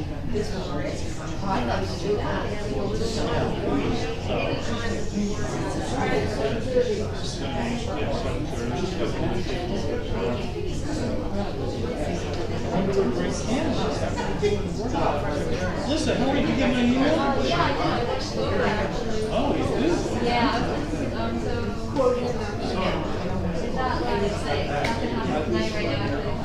I have no idea. I peruse eastwards all the time. Go on eastwards? Yeah, so I peruse all the time. And that has been building since obviously 2015. So I just saw the posting that says there's obviously some deep sea. I have no idea. I know there's like 7. Oh, I have no idea. I don't know what's. It's on the agenda.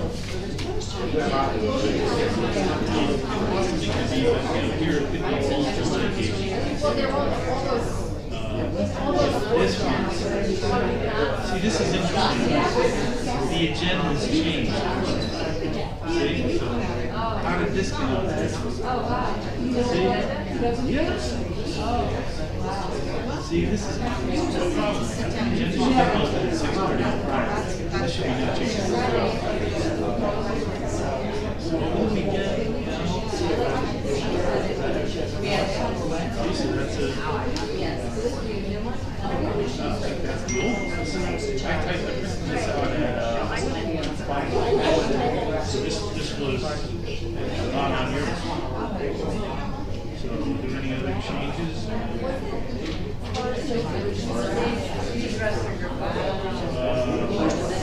It's the merging of the words. Yeah, that's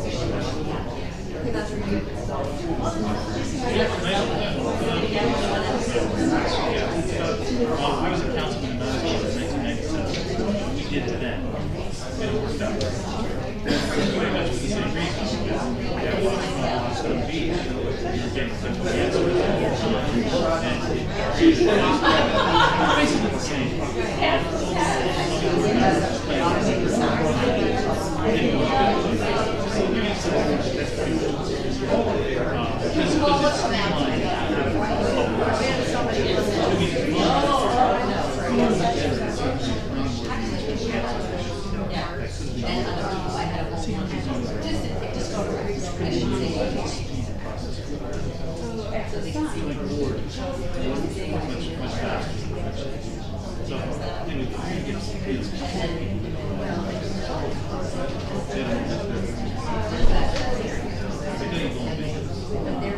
Always call me.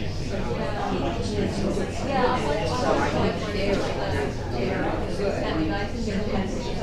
that's all right. I mean, I don't know that much about it, except for you read it.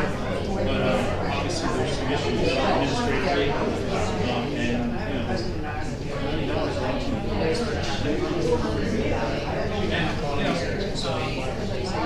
usually they get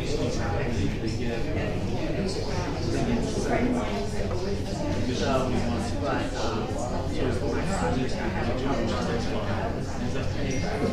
the taxpayers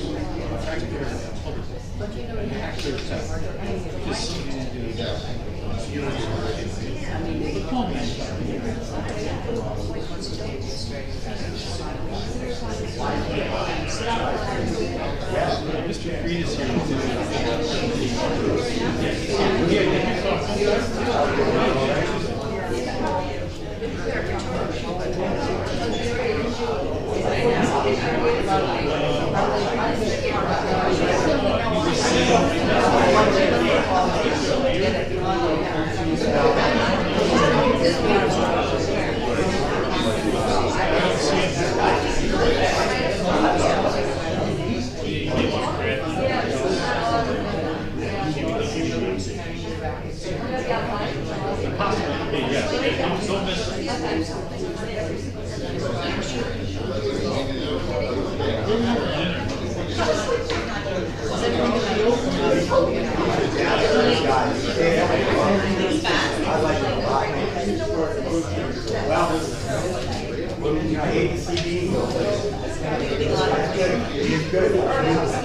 In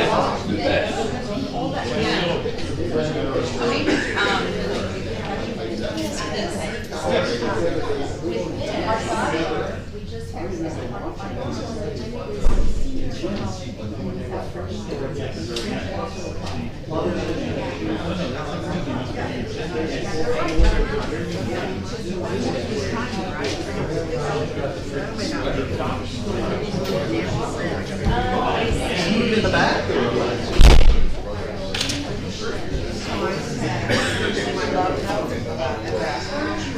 Yes, I did, and I have some. Oh, yeah, we haven't talked about it yet.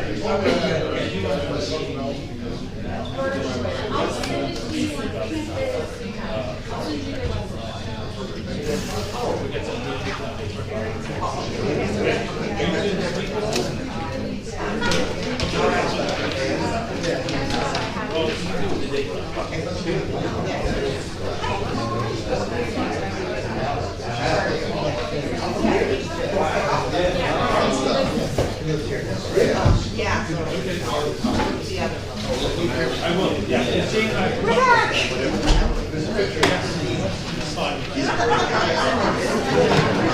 I don't know. Oh, that's good. Huge.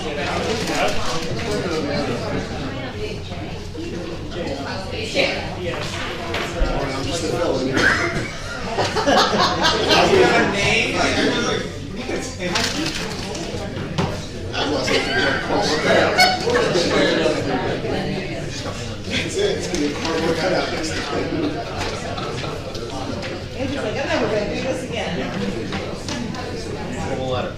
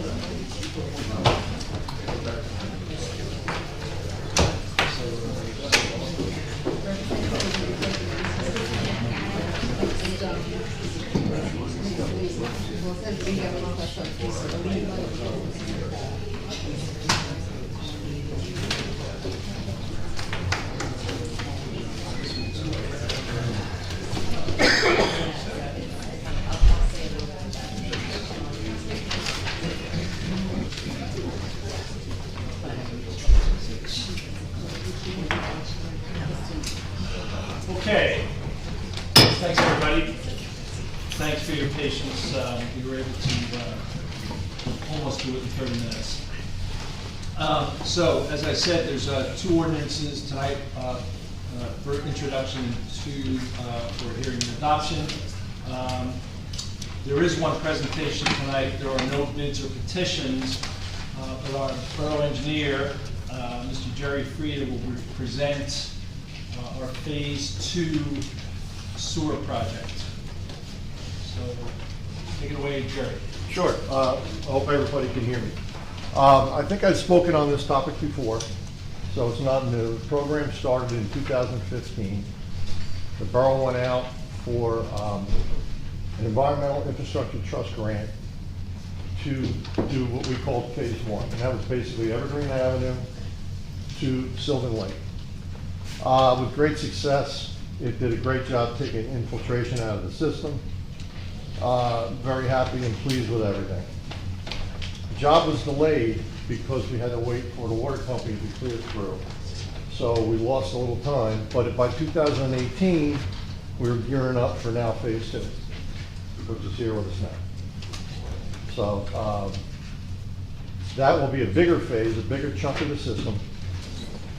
Together with Phase 1, it'll be probably about 38% of the entire borough. And we expect the same impacts, same positive impacts that we got on Phase 1. It's going to be, let's see, 2nd Avenue, 3rd Avenue, 4th Avenue, 5th Avenue, from the ocean to the railroad tracks. road sewer will get redone. You're all familiar with the east-west streets versus the north-south streets, and there is a big difference. The north-south streets, many of them do not have sewers in them at all. So people's sewers tend to cross other people's properties, go to their basements, connect into somebody else's sewer, and you can imagine the impacts. So part of this phase 2, and also in phase 1, was to correct all those issues. And that's something that DEP is very high on seeing happen. So that's really the basis of the whole project, unless you have some questions.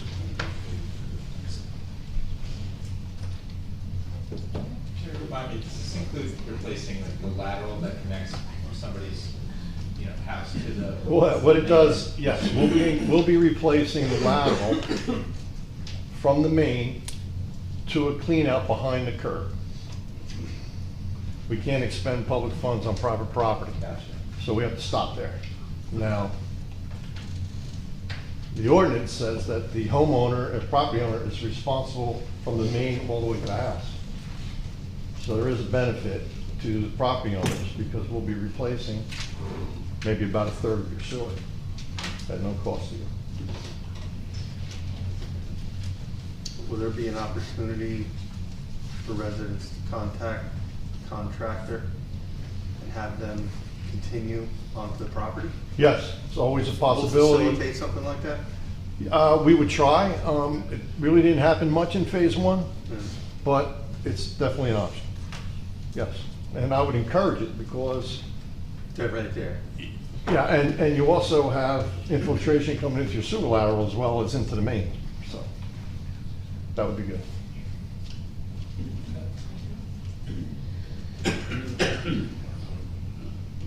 Okay, good. Okay. Thank you, Drew. Appreciate it.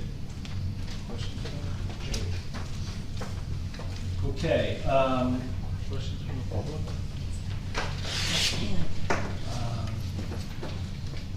yeah, we can entertain any questions. If anybody has a question, I'd be happy to Yeah, try. sure. Thank you, Mr. Frida. Thomas Cohen, 612 Third Avenue. What about the slate curves? There's a lot of slate curving. Well, on okay, so Third and in the Second. contract, as we haven't set it up fully, but in working with the administration and DPW, Second and Third Avenue are probably two of the more, and they have the worst conditions for roads and curves in town. So we want to get a price to redo the curb while we're there. So the curbs, we're hoping we can get those done, depending on the pricing as we get the bids in. And, is there any coordination with the water company on, at the same time to do these water lines? Some of them are done, but not all of them. Always. Well, I believe they're through this entire area. They did 5th, 4th, and 3rd and 2nd, I think have all been done. They didn't go all the way down to the end of Third. Yeah. I think they stopped. Okay, well, we'll connect with them. They and see. stopped at like Fletcher, or not Fletcher, Madison. Yeah, I don't know why they would have done that, but, because they know our area. We've been communicating with them all along. Yeah, that way we don't have to do double paving, that would be great. Oh, yeah, for sure. And when they come back, they don't pave the whole road. They just pave within their trenches, so you don't get the same product that we're gonna have. And by the way, all these streets will be repaved from curb to curb. You're gonna get new handicap ramps, in a lot of cases, new curb. Sometimes concrete aprons if we're in there, because sometimes people's sewer laterals run under the concrete aprons as well. So, And strike parking? I don't think that's part of this project. No. Thanks so much. Thanks. Oh, sure. I'm sorry. Tom Gavin, 414 4th Avenue. 4th Avenue. We're under renovation now, and it's going to involve some sewer work. Could my contractor contact you to find out what would be the most efficient thing? Yes, I don't know where you are timing wise, but we are, it's probably gonna take us to the end of the year to get out the bid and maybe even get bids in. We've already started the process with DEP. They seem to feel that we don't need a treatment works approval because we're not expanding our system. So that being the case, we could be out in the springtime to be doing this work with any luck. Otherwise, we're going to get pushed off a little bit into the summer. or maybe the fall, but it'll be within this next coming year, we'll have construction started. Thank you. Yeah. Any other questions? Thank you, Jerry. Yep. Appreciate it. Okay, number 7 on the agenda is approval of minutes. We have many minutes to approve here. First, I want to make a motion to approve the September 21st, 2021 workshop meeting minutes. Second. Mr. Bennell? Yes. Mr. Gubatose? Yes.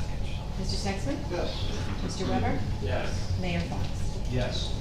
Second, I want to make a motion to approve the September 21st, 2021 regular council meeting minutes. So I have a second. Second. Mr. Bennell? Yes. Mr. Gubatose? Yes. Mr. Sexsmith? Yes. Mr. Weber? Yes. Mayor Fox? Yes. Third, I want to make a motion to approve the September 21st, 2021 executive session minutes. Second. Mr. Bennell? Yes. Mr. Gubatose? Yes. Mr. Sexsmith? Yes. Mr. Weber? Yes. Mayor Fox? Yes. Last, I wanted to make a motion to approve the minutes of our October 5th, 2021 executive session minutes. Second. Mr. Bennell? Yes. Mr. Gubatose? Yes. Mr. Sexsmith? Yes. Mr. Weber? Yes. Mayor Fox? Yes. Okay, agenda item number 8, public comments or questions on agenda items only, 5-minute limit, single instance. Do we have any questions on the agenda? Consent agenda? Consent agenda? Yeah, I do. I noticed on page 13, I'm sorry, Jack Jensen, 103 4th Avenue. I noticed on page 13 of the bill list, there's an item for $2,047.50 for NW Financial. I'd like to find out, what does NW Financial do in reference to 319 Lorraine Avenue Church? What they've been doing, but we've truncated now that we've got this approval for to move forward on this study, is that they were working with the team, collecting some data for the church project. Are they still doing it? No. They're finished. At this moment in time, yeah, unless we re-engage them at some point in the future, but right now, no. They are, for the foreseeable future, they are truncated, that's correct. Okay, another item, I'm not sure I'm still on the bill list here. In reference to the RFPs which are going out, how many RFPs are going out? For all the professional services for the borough.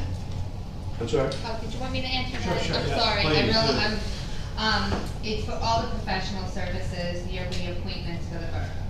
So that means a new RFP for financial services, as well as If many, that's many what, others. yeah, if mayor and council agree to be doing so, yes. It doesn't mean they have to appoint anybody new, but it's the way to award a fair and open contract. I thought in NW had a comparison to 1-year non-fair. contract.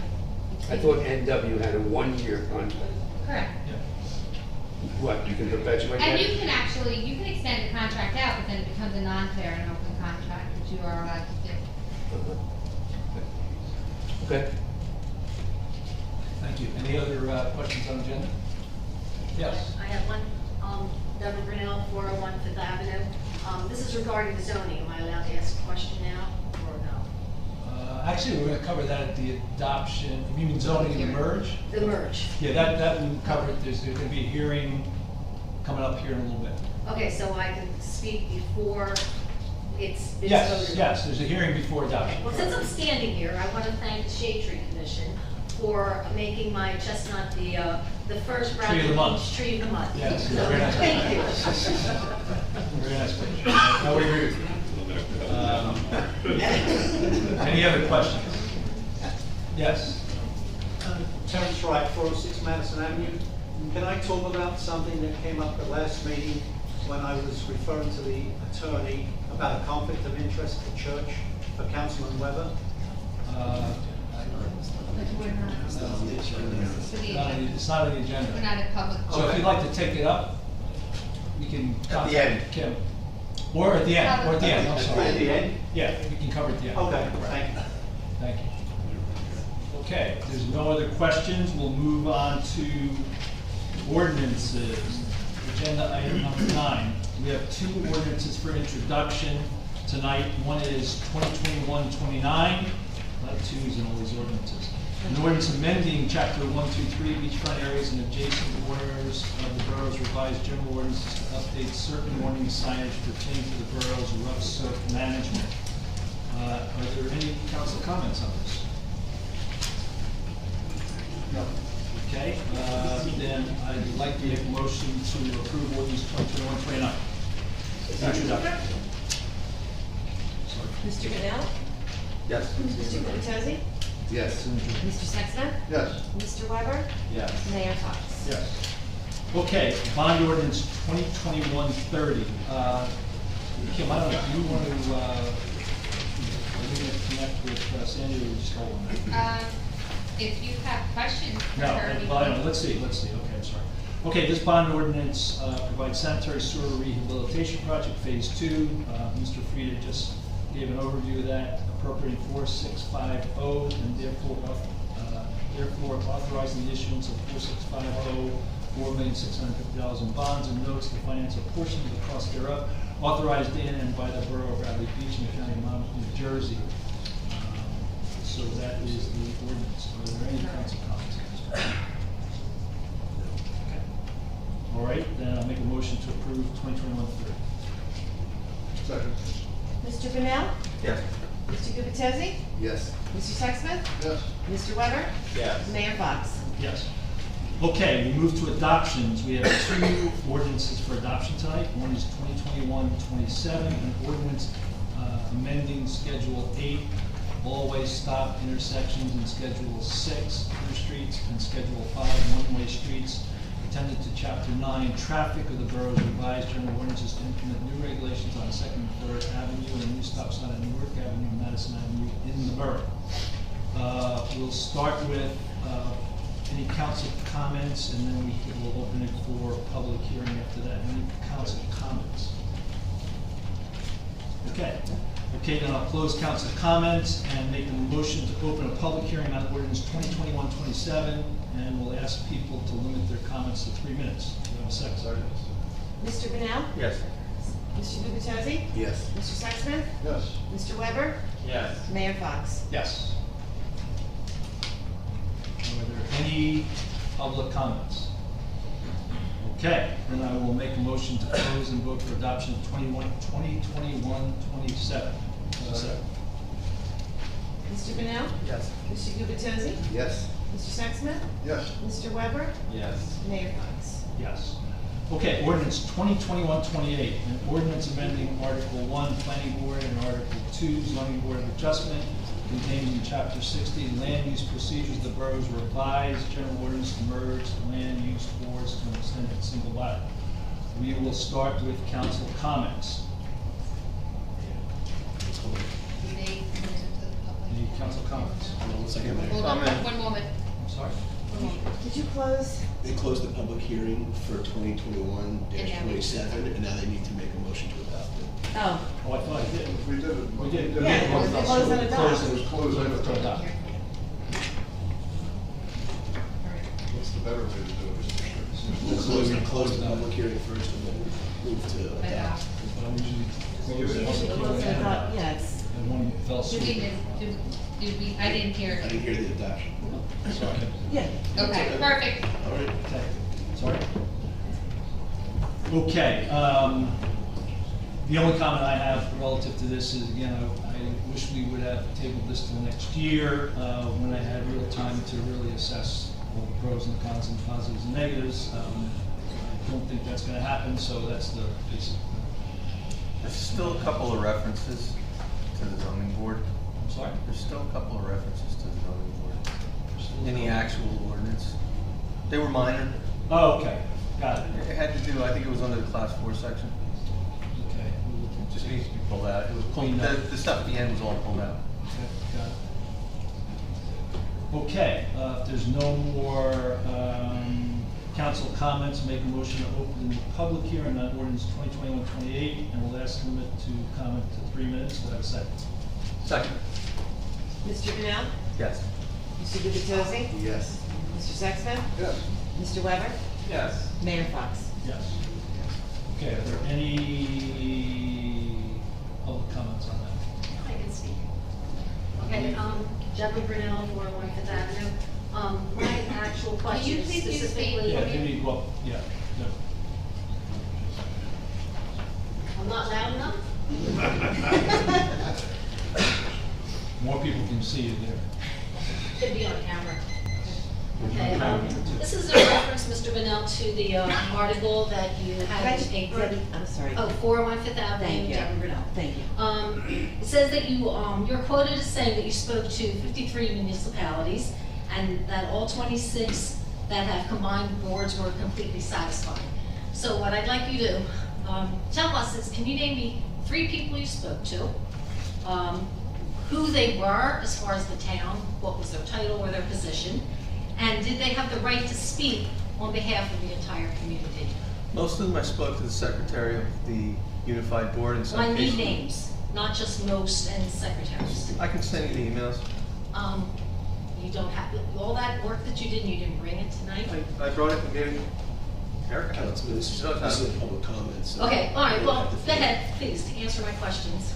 Who did you speak to, what was their title, and could they speak on behalf of the In entire most cases, community? I spoke to the board secretary. In some cases, I spoke to the clerk, who also acted as the board secretary, and in some cases, I spoke to the business administrator. Did any of those people have direct connections with the board in any legitimate form? All of them. So you spoke to the secretary of the zoning board, or the combined board, or the secretary for the town? This is not a question. Well, I'm trying to find out In who some- of these 26 Okay, people in some cases, talked to you. Ms. Brunel? Yes. This isn't the time for a question and answer session. Well, I can answer it real quick one more time, because the answer doesn't he change. put it in the paper. I I'd spoke- like to know who he talked to. In most cases, I ended up getting down to the board secretary, which would be the unified land use board. It wasn't the zoning board or a planning board. These were all towns with unified boards. So it was one secretary for both. In some cases, the clerk for the town was also the secretary for the board. And in some cases, when neither of them had time to talk to me, I spoke to the business administrator. Those are the people that I spoke to. And those people could all, I guess, speak for the town as being happy with this. Sure. Okay, I would like that list, thank you. Yes, in back. Come up, or should I just speak loudly? Need to see you.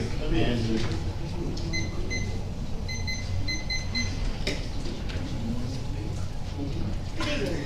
My name is Alice Connolly, and I reside at 509 Newark Avenue.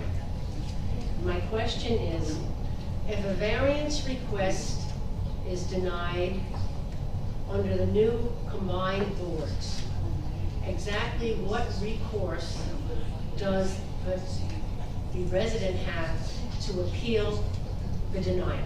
The exact same recourse you have now. Nothing changes. I would go right back to Mr. Mulcahy, or go back to Christie. We're not changing any of the protocols. We're changing the way it's administered by a group of people. None of the protocols as far as putting in applications, appeals, all that stuff, none of that changes.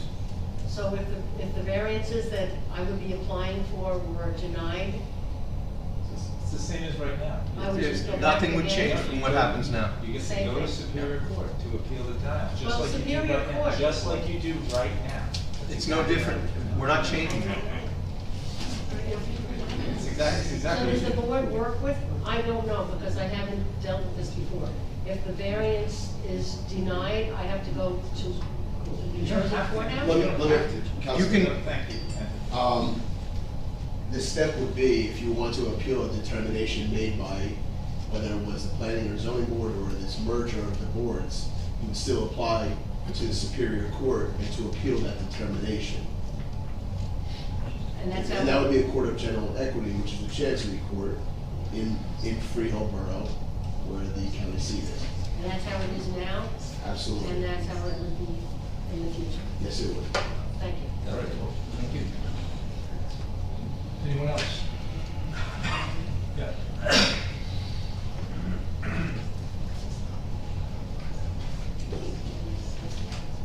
sort of like surprised that we went down from 5 minutes to 3 minutes, but whatever. As I stated in the past, I'm totally against this merging of the boards, especially, oh, I'm sorry, William Shook, 110 Fifth Avenue, Bradley Beach. Especially at the speed at which the council is implementing this merger.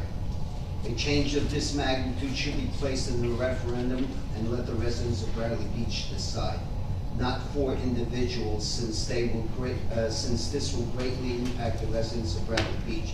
As the governing officials of our borough, it is your responsibility to work together, make decisions that are best for Bradley Beach, and not the concerns of a personal or special interest of your fellow council member, which is what is being done right now.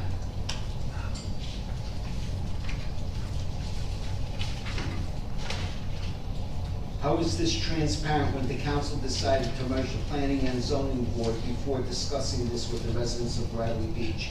No matter what the residents say, your minds have been already made up and you're gonna merge the boards.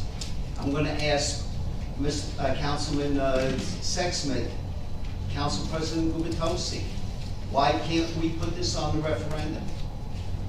Will you put this on the referendum? Let the people of Bradley Beach decide whether, you know, it's gonna benefit, it's gonna hurt them the most. What are you guys afraid of, putting it on the referendum? Why can't you put it on a referendum? What are you afraid of? Don't smirk, Mr. Weber. You're smirking there. Put it on a referendum. Let the residents of Bradley Beach decide. It's gonna affect them, not you. Thank you. Anyone else? Yes. Linda Curtis, 202 Third. I spoke against this in September.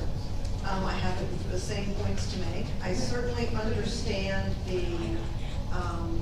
the thought that we want to have one, that the Board of Adjustment needs to uphold the master plan. I just don't think this is the only way that that can be done. I think training everyone on both boards to understand the master plan, which is something that would have to happen every time a new person was put on this board anyway, would take care of that. And it's something that would have to be done on an ongoing basis anyway. Secondly, as I understand it, the mayor has asked for this to be put off till the middle of 2022, and I don't know why it has to be done now.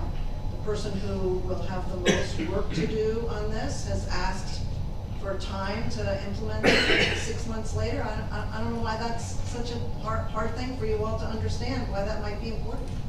And thirdly, the ordinance as drawn, as written here, is inaccurate. And I don't know how you can approve something when it's not written correctly.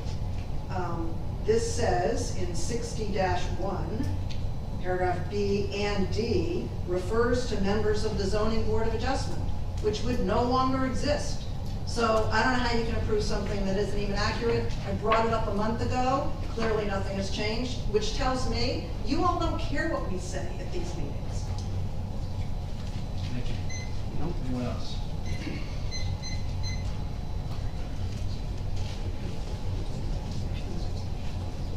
Terrence Wright, 406 Madison Avenue. The last two meetings I attended prior to these, everybody who spoke and or sent in emails, it was unanimous that we don't merge the boards. And yet, Councilman Bonnell put in the paper that everyone he spoke to in town is fully on board with it. Well, there's a bunch of people here, including myself, obviously are not on board with it.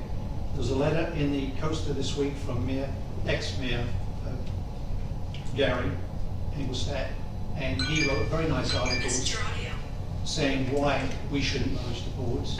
As far as I know, our current mayor, Larry Fox, asked for this to be moved to 2022 to discuss, not as Councilman Bonnell said, to pass it in January. It was to discuss it. And that's a far stretch from discussing it as opposed to passing it. So with all these letters in the paper, all these people speaking, I agree with what's been said. that it's kind of falling on deaf ears. I think 4 councilmen who are going to vote 4-0 on this after we all speak, their minds were made up in July.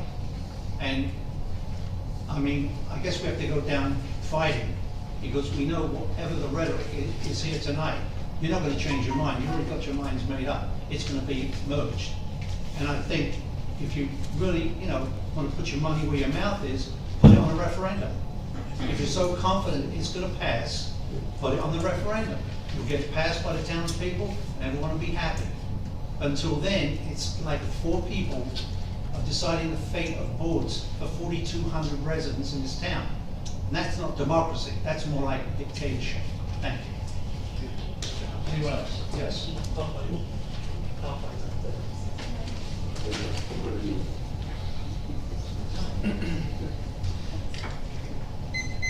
Anita Nazario, 116 York Avenue.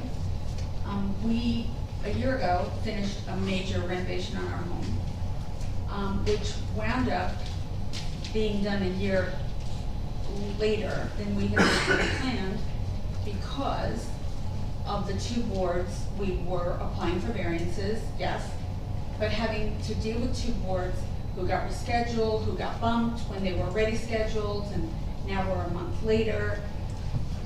This isn't about dismissing the great volunteer work that people have done on both boards for many years. This is about what is going to be the most efficient way for people who want to do work on their homes to get that work approved and done.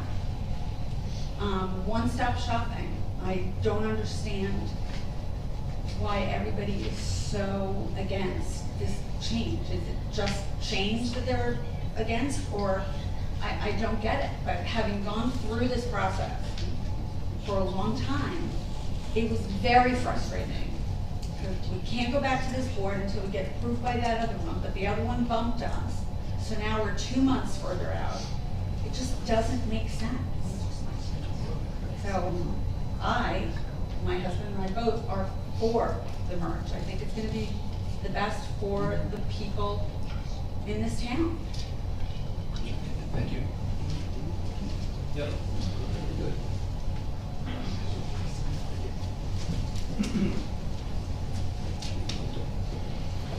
I'm Paul the Champion, 411.5 Lorraine Avenue. I strongly support this, and I commend the council members for bringing up. We've been asking for this for a long time. We've been discussing this for a long time. It's nothing new to anybody here.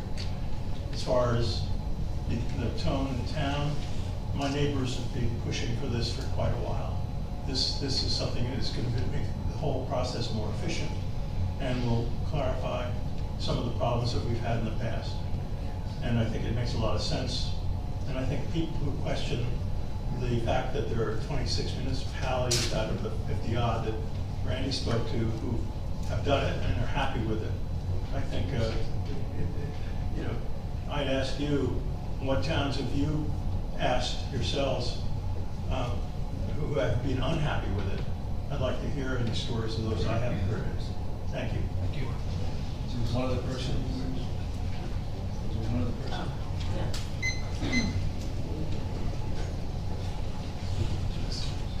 Good evening, Jane Allen, 612 3rd Avenue. As a former planning board member, I would often see inconsistencies and a disconnect among the 2 boards and our master plan. With a single merged board, there would be a better understanding of the master plan. Since now the members who helped write the master plan and the ones that are going to be granting relief to the residents when appropriate and according to the master plan. There's also going to be more meetings, so applicants will be heard sooner. So now we, the residents of Riley Beach, will be better protected and better serviced. And for that, I thank you, and I would encourage you to support the merger. Thank you. Okay, and there's one more, yeah. One. Two more. One back. Jackson Temple, 103 4th Avenue. I spoke about 2 months ago on this, and my position hasn't changed. I strongly support the merged board. I think it'll be expeditious.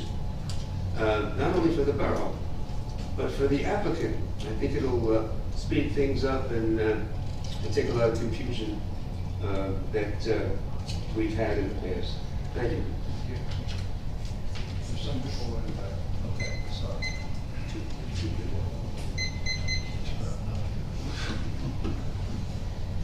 Hi, Brigitte McGuire, 610 Brindley Avenue. I'd like to share my personal experience. It left me at about $200,000 beyond my budget because of the lack of ordinance knowledge by the zoning board. I sat with the zoning officer weekly and sometimes twice a week in a 9-month period to make sure I was doing everything to code, as I was very new at this kind of thing. I left there each week with printed ordinances in hand and studied them well to do everything by the book. The experience left me more involved than ever before, and watching the inconsistency and lack of fairness at zoning meetings moving forward then put discomfort between me and neighbors. I think this merger will keep more consistency. Planning board members know ordinances, as that's why they work on the master plan. I also wanted to share my support with this merge. Thank you. Thank you. So one other person? Yeah.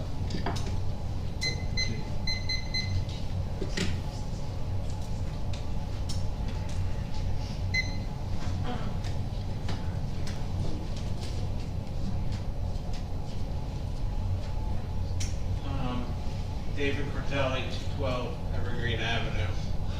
I've been on record already with the council on my feelings of consolidation of power and what that typically does. Too much power in the hands of too few people can cause problems. But I have one question. I hear an awful lot of that there's been so many towns that have been discussed that have merged boards.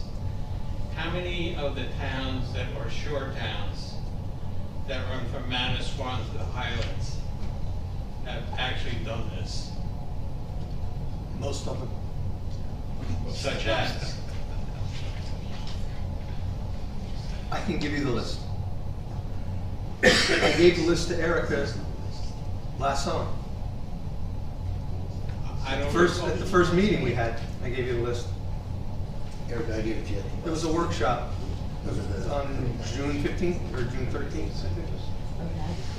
It's part of the meeting minutes. You can go online. I know the Excel, right? Yeah.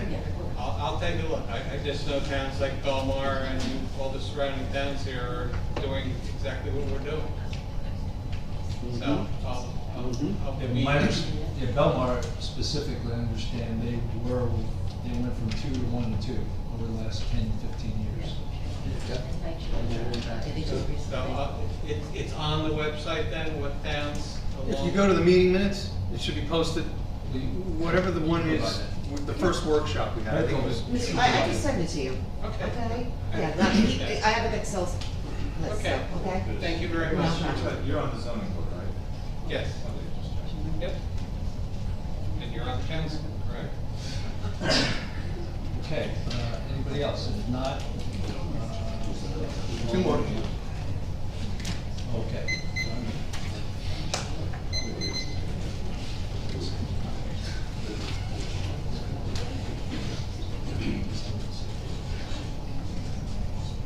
John Aples, 1009 Ocean Avenue, Robbie Beach. My concern when merging these boards is that you're eliminating volunteers, and then the volunteers that you're appointing are gonna have to go twice in a month. It's a lot to ask for a volunteer. I think by having the two boards, you're spreading out the volunteers, and it's not so much, I mean, I've been sitting on both boards, and I actually been in front of both boards. And there was times when we went to a meeting, they had a poll from other boards to get a quorum.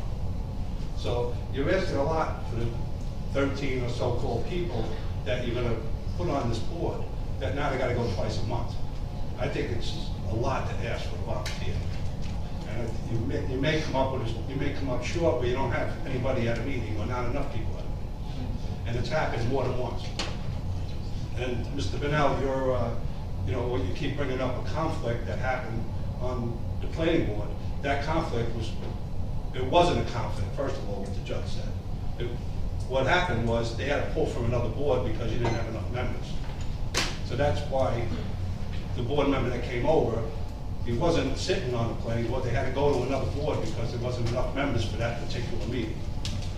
So when you say there's a conflict, there was no conflict. But you're asking a lot for these 13 volunteers to go there twice a month. Thank you. Thank you. Anyone else? Or more. Yes.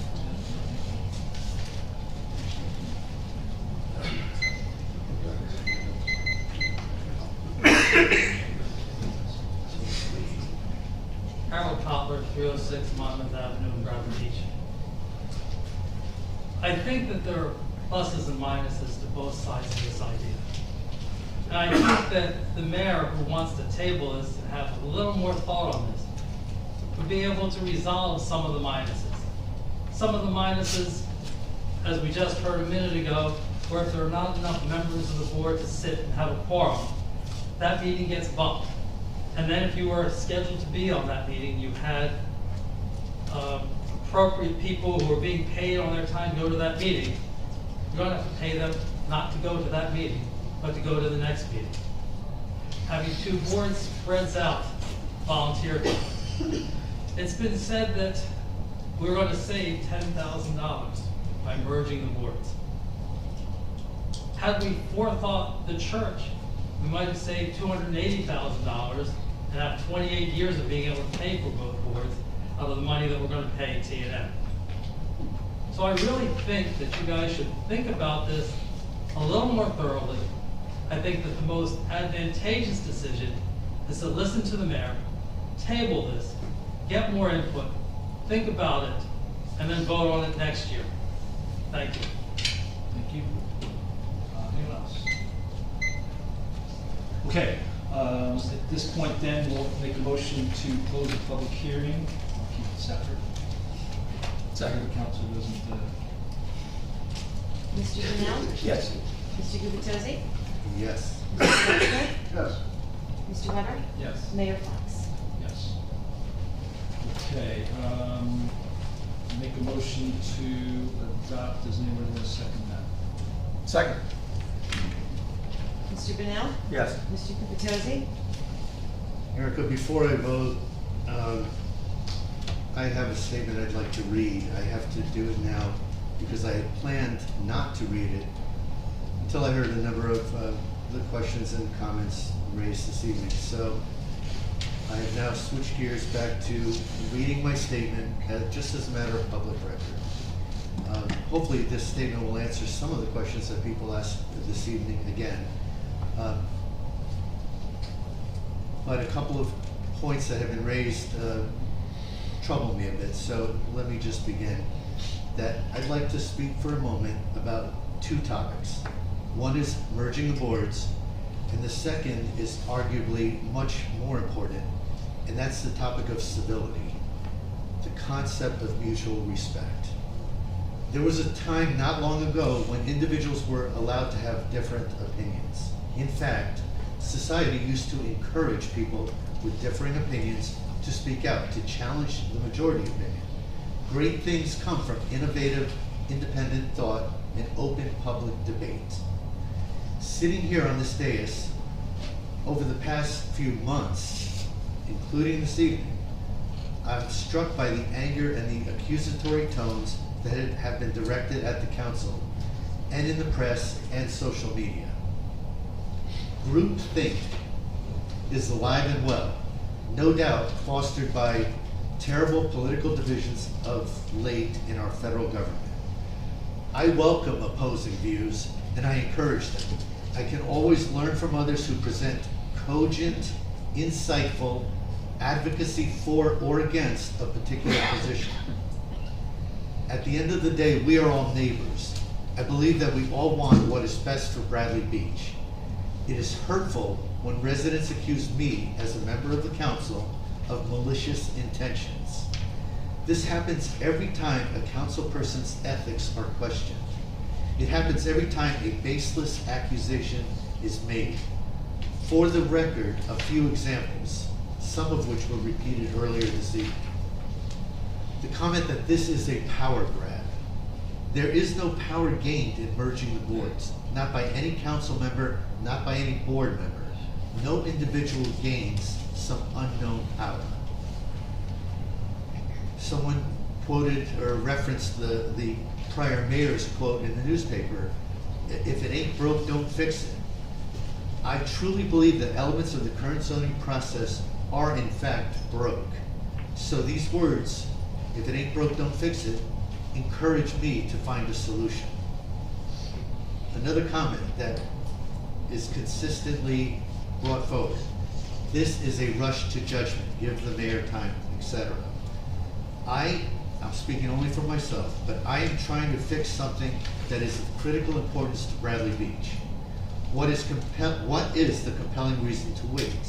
In the world of municipal government, new professionals are hired and appointments to boards and commissions often align with the first council meeting of the year, our annual reorganization meeting.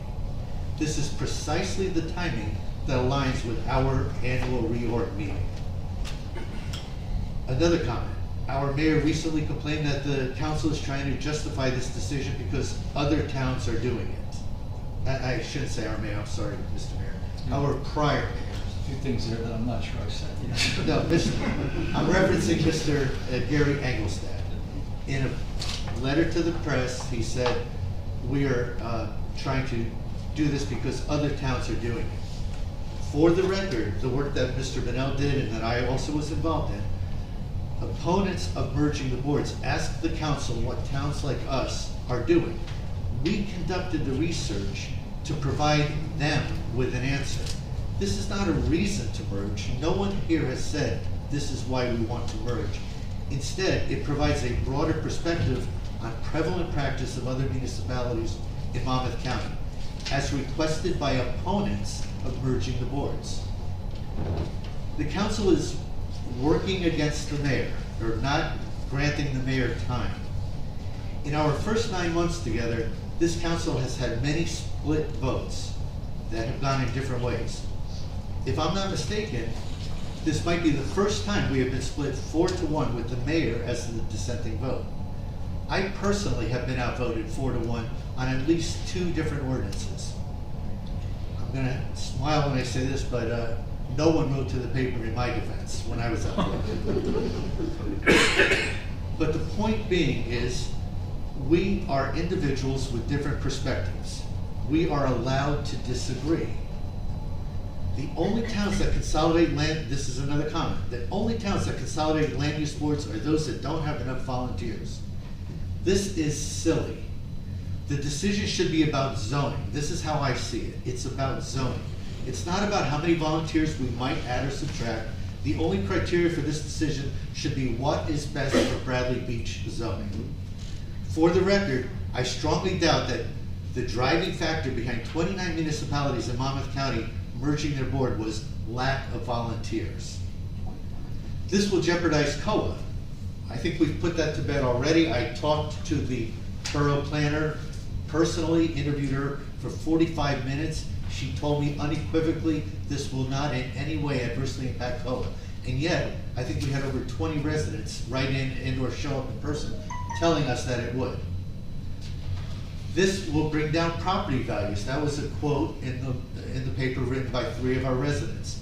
Anyone who understands how a consolidated board would operate understands that this is false.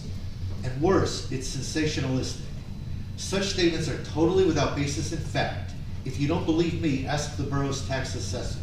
Statements like this are designed for one purpose only, to create division and fear. The list of accusations, mostly unfounded accusations, goes on. Some individuals disagree with my position, but think my mind will change if I am attacked or shouted down in public.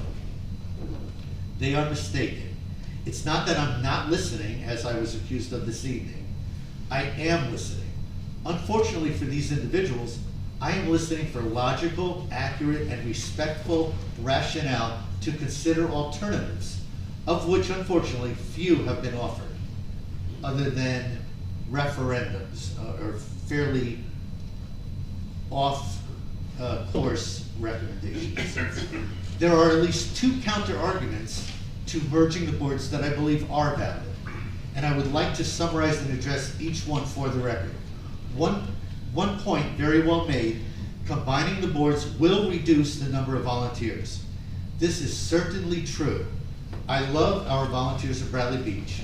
My wife and I have spent the better part of the last decade actively volunteering at Bradley Beach and recruiting others to volunteer. And yet, while we will lose board volunteers through this merger, as a council member, my first commitment is to do what is right for the governance of Bradley Beach, period. The second point that I want to raise, that's a good one, is this is creating more work for Mayor Fox, and a delay into 2020 would be helpful, giving him more time. This does create more work for the mayor, as he must spend some time over the next few months determining the composition of the new consolidated land use board. Although I am sympathetic towards the increased demands this places on the mayor's time, similar to the concern related to paring back our volunteer numbers, my first commitment is to doing what I believe is right for Bradley Beach. In closing, I believe merging the planning board and the zoning board of adjustment will strengthen our zoning practices and policies. It should help Bradley Beach better manage overdevelopment and help us strengthen the rights of all homeowners in Bradley. A combined board will be responsible for guiding the evolution of our master plan, and then this same board will use this perspective to assess individual applications for variances. The consistency of process created by creation of one board can only serve to strengthen the consistency of our zoning enforcement. I am a neighbor to everyone in our community, a proud resident of Bradley Beach and an active volunteer. As a homeowner, I don't want to reduce property values. As a grandfather of 5 young girls, I don't want to reduce opportunities for women. There is no power I can grab through this merger. As a member of this council, I am motivated to do what I think is in the best interest of Bradley Beach, my home and yours. People have every right to disagree with my beliefs, but it is wrong to question my motives. Hopefully, going forward, at least some of us can try to restore a small degree of civility to the politics in Bradley Beach. And with that, I vote in favor. Thank you. Mr. Sexsmith? Yes. Mr. Weber? I have to say something too. Promise it won't be as long. Shade Tree Commission meets twice a month, just so you know. I'm not going to go into the details of all the reasons, I think all the things that these boards have done that make me think that we should merge them, but there are many. If you are curious, please contact me, I'd be happy to tell you. People need to realize that the zoning laws in our town are incredibly generous as they stand. Surrounding towns don't let you have the amount of impervious coverage that we do here. Surrounding towns don't let you have the amount of building coverage we have here. Surrounding towns don't make the allowances we make for setbacks here. I say this to emphasize that our current zoning laws are extremely generous, they're extremely liberal. So with that fact, a variance should be a really, really rare thing. It should be extremely rare. But we have houses getting multiple variances, and I just don't see any end in sight to that. And I agree with what some people have stood up here and said, yeah, this is going to impact everybody in town. Well, it's impacting people in town right now. And there are a lot of people that don't come to these meetings, but they will contact you, and they're maybe not as brave to tell their story like people did tonight about their story in front of the zoning board. But they're really concerned, or they're just concerned of how people would react to them if they had concerns about what's being built in their neighborhood, and so they're kind of quiet about it, but they do contact us. And people have to realize there's a whole community out there of lawyers and developers, and they know the deal in each town, and they talk to each other. And for a long time, the word on the street was, you wanted a variance, you can get a variance in Bradley Beach. Whereas in other towns, attorneys might say to their prospective clients, I don't know if you should try that, you're probably not gonna get that, you probably shouldn't spend the money. So I feel in general that it's the current residents of town that are not being protected. Developers' interests, or even the interest of somebody that wants to build a really big house. That's who is being listened to instead of the residents, and I see that time and time again. So I just think that the problems I see with these boards are just, they can't be fixed by changing out a few members, they can't be fixed by changing the attorneys or anything like that. I don't see any other way to do what I think is right then to merge the boards. So, you know, the council doesn't have any say who goes on the board. The council doesn't have any say about who the attorneys are or anything like that. But what we can do is merge the boards and go forward from there and fix the problem. So with that, I am also voting yes. Mayor Fox? I'll vote no, I don't need to rehash, all my reasons. My primary reason again was around timing, that I wanted time to assess this, but again, I'm not gonna rehash that. I think tonight, you know, there was a little bit of emotion, but not too much, which I appreciated. And I think we can all disagree without being disagreeable, and there's nothing wrong with disagreement. And, you know, again, I don't think there's a tremendous amount of emotion tonight. I know there has been in a couple of prior meetings, but I'll just leave it at that and vote no. Okay, we can move on to communications. There's 3 communications. One is for DPW, a salary memo on Patrick Ferguson, promoted to full-time, and Thomas Lowe, a salary increase. Police department, we have a resignation of Freddie Fuentes, and a new hire memo of class 2, I think it is. Class 2? Oh, I'm sorry, a special, to Amber Newborn. We had a letter of resignation for our public defender, Ronald Tripoli, who was appointed to the judge in Asbury Park, and we wish him well and do a good job for us. Okay, on the consent agenda, there are 6 items on the consent agenda. 2021-247, a bill list for October 12, 2021. 2021-248, authorizing a street opening deposit refund to John Kelly, Mechanical Contractor LLC, in the amount of $500 for 367 Second Avenue. 2021-249, authorizing a street opening deposit refund to Christy Dunnigan in the amount of $500 for 623 Second Avenue. 2021-250, authorizing gazebo rental deposit refunds. 2021-251, authorizing a 2021 Halloween curfew. And 2021-252, authorizing revisions to special events application to include Borough Code Chapter 359, sections 1 through 4, prohibiting the release of balloons. Do I have I'll make a motion to approve the consent agenda? Do I have a second? Second.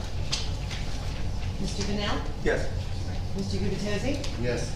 Mr. Sexsmith? Yes. Mr. Weber? Yes. Mayor Fox? Yes.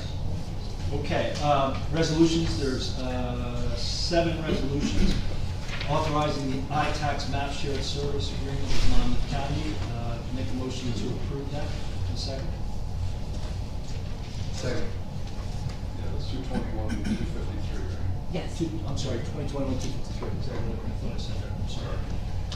I'm talking numbers fast. You mind if- No. Second. Okay, who's second in here? Okay, Mr. Vanel? Yes. Mr. Gubatose? Yes. Mr. Sexsmith? Yes. Mr. Weber? Yes. Mayor Fox? Yes. 2021-254, the award of contract to Realty Data Systems for real property data collection and verification services. Make a motion to approve. Second. Mr. Vanel? Yes. Mr. Gubatose? Yes. Mr. Sexsmith? Yes. Mr. Weber? Yes. Mayor Fox? Yes. 2021-255, award of contract to Fernandez Construction, Inc. for the drainage and sump pump improvements for Monmouth Avenue in Burlington, the amount of $252,590. Just a point on that, there was an earlier amount for one of the bids that was incorrect, so this is the low bid of this group. So I make a motion to approve. Mr. Mayor, can I ask a question about that? Sure. Because they weren't the low bidder of. No, that was there. There. We got an update. Yeah, it was there. So what happened was, it was a bid, that had the base bid plus options, so the base was put in instead of.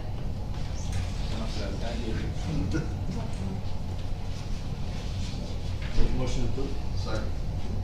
Mr. Vanel? Yes. Mr. Gubatose? Yes. Mr. Sexsmith? Yes. Mr. Weber? Yes. Mayor Fox? Yes. 2021-256, authorizing the borough administrator / qualified purchasing agent to advertise for requests for proposals for 2022 professional appointments. Make a motion to approve. Mr. Vanel? Yes. Mr. Gubatose? Yes. Mr. Sexsmith? Yes. Mr. Weber? Yes. Mayor Fox? Yes. 2021-257, appointing a public defender and alternates.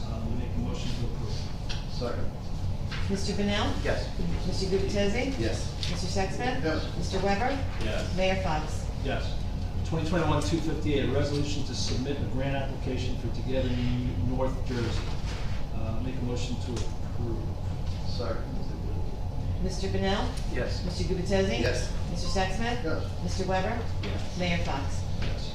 2021-259. At this time, I ask that you table this resolution 2021-259 in order for us to provide further clarification regarding the appointment. Okay. Okay. I'll make a motion to table 2021-259. Second. Mr. Bennell? Yes. Mr. Gubatese? Yes. Mr. Sexsmith? Yes. Mr. Weber? Yes. Mayor Fox? Yes. Okay, there are no announcements, so we'll go to mayor and council reports, followed by public comments. Okay, we'll start with mayor comments.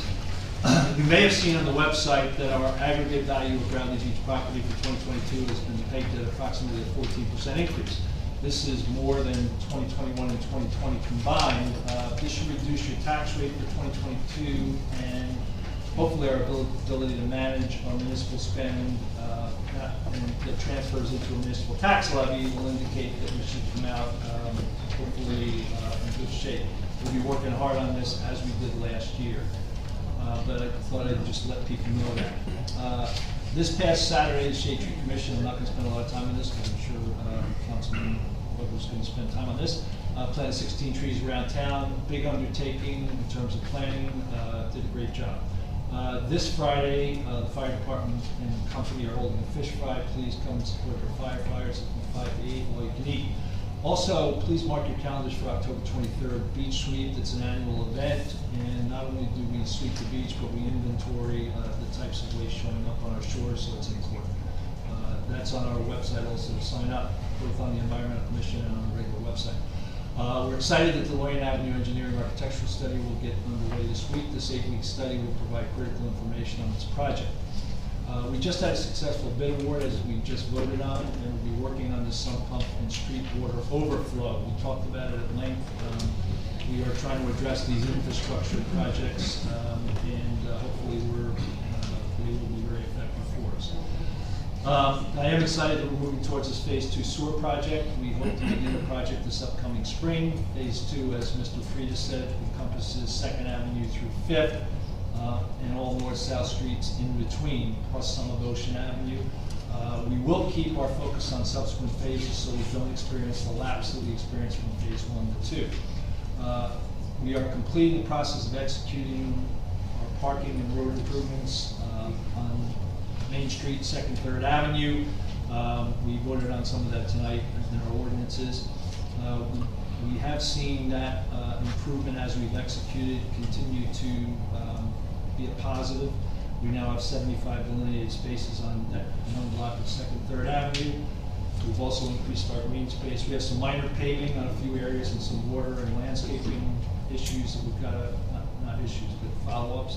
We're getting there, but we appreciate the patience of the residents and business owners in that area. On the library, a lot of cool stuff going on. There's a Halloween scavenger hunt coming up. You can get your form at the library, and you have to find items around town. Return the form by 1 p.m. October 30th. Friends of the library are having a book sale this Saturday. Hopefully the weather will hold for us, similar to the one we had in the spring, $5 per bag, bring your own bag. Lots of topics and genres to choose from. Tuesday, October 19th, there'll be a cat behavior webinar. We decode the mysteries of cats. This is intriguing, and we'll find out why they do what they do. We have a Halloween decor contest starting on October 22nd. You can email a picture to the library of a decoration around town. There will be a winner who will get a gift card. Also on Thursday, October 28th, there'll be a seminar on when there were witches. There'll be an archivist and historian to learn about the Salem witch trials. Includes an opportunity to interact with transcripts from the trials. This will be via Zoom. Registration is required. We'll continue to focus on a lot of big issues around town. Our affordable housing is requiring a lot of focus and attention. This Lorraine Avenue church assessment will require a lot of focus and attention. We have a lot of personnel-related corrective actions that we're working through right now. I really feel good about our infrastructure projects. We are getting those on track and really moving towards some good things. One of the things upcoming, we're assessing potential bulkhead extension from 3rd Avenue to Avon. And then I'm really looking forward, for those who weren't at the workshop today, on the standing committee process. We have more work to do on it, and we got to flesh it out, but I think we're almost there conceptually, and now we just have to put it into practical application. This is my report, and I'll turn it over to Councilman Bennett. Once again, Larry, you were very thorough and covered pretty much everything I was thinking about. And given the fact that it looks like we may be having the shortest meeting we've had in 6 months, I'm going to forego our reports and rely on these guys. Councilman L, Councilman It's okay, I know you know. My one report is just a quick update on the Sylvan Lake Commission. I see we have two of our rock star leaders in the audience, Ann Holiday and Kathy Martin, so thank you guys for attending. But the Sylvan Lake Commission is very active right now in the throes of planting shrubs along Bradley Boulevard, as well as working with our DPW led by Biagio Cafone, talking about identifying, we have budget and we're talking about identifying more plantings for the east end of the park. So a lot of beautification not only taking place hopefully in the north end at some point on the sidewalk we discussed, but as well at the south end in Sylvan Lake. That concludes my report. Thank you, Councilman Sexton. Thank you, Mr. Mayor. We'll start off with the police department report out. The subject was arrested in Tennessee stemming from an incident in our town where he took a vehicle without the owner's consent. The subject was arrested for burglary and criminal mischief to a residence, and 2 subjects were arrested for active warrants. Additionally, 2 other subjects were arrested for possession of a controlled and dangerous substance. The police investigated 5 motor vehicle accidents, one of which resulted in a vehicle being driven into Sylvan Lake. The Bradley Beach Police Department responded. Patrolman Anthony Badalamenti immediately entered the lake to extract the driver. The Bradley Beach Office of Emergency Management was activated. Resources from the police, fire, and first aid departments, as well as the local towing company, were all utilized to remove the vehicle from the lake. The driver of the vehicle was transported to the hospital by the Bradley Beach First Aid Department and admitted for observation. Moving on to first aid. For the period ending October 12th, the squad responded to 7 day calls, 3 night calls for a total of 10. 9 were for medical, 1 for fire. The squad stood by with the fire department and assisted the police in removal and transport of the driver who crashed their vehicle into Sylvan Lake. There were 9 requests for medical, 1. Sorry, just got duplicated there. There was 1 request for a water rescue in Bradley Beach. There were no COVID-19 cases. We also provided medical support for an Alzheimer's walk on Ocean Avenue. The squad fulfilled 95% of their assignments for that period, with a sense to Neptune EMS. One of the ambulances was down for service.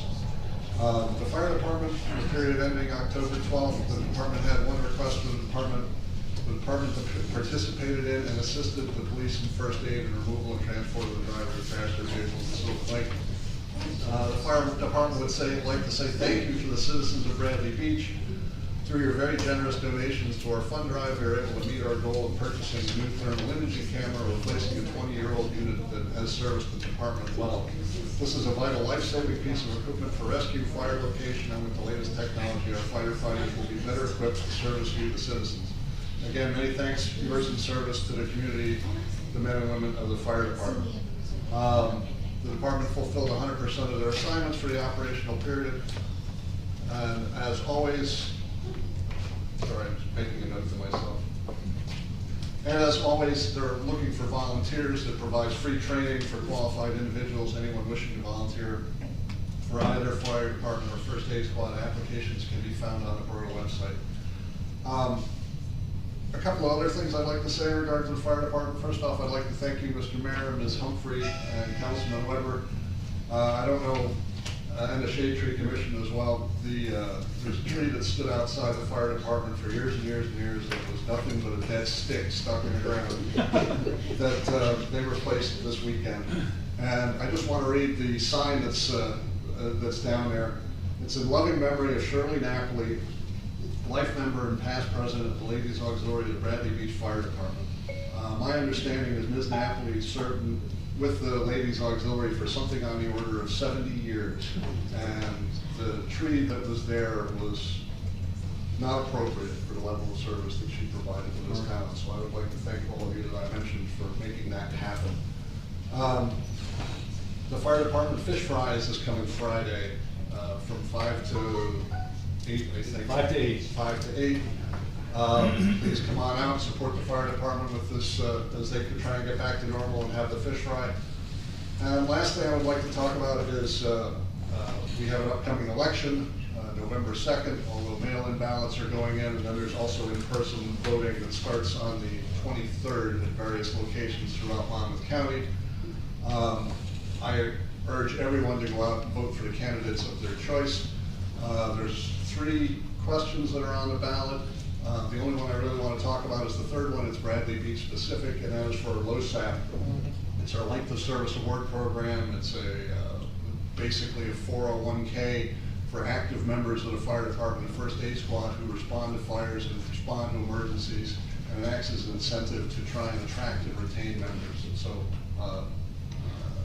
whoever you vote for on November 2nd, or if you voted already, that's great, but please vote in support of LoSAP. Thank you. Good, thank you.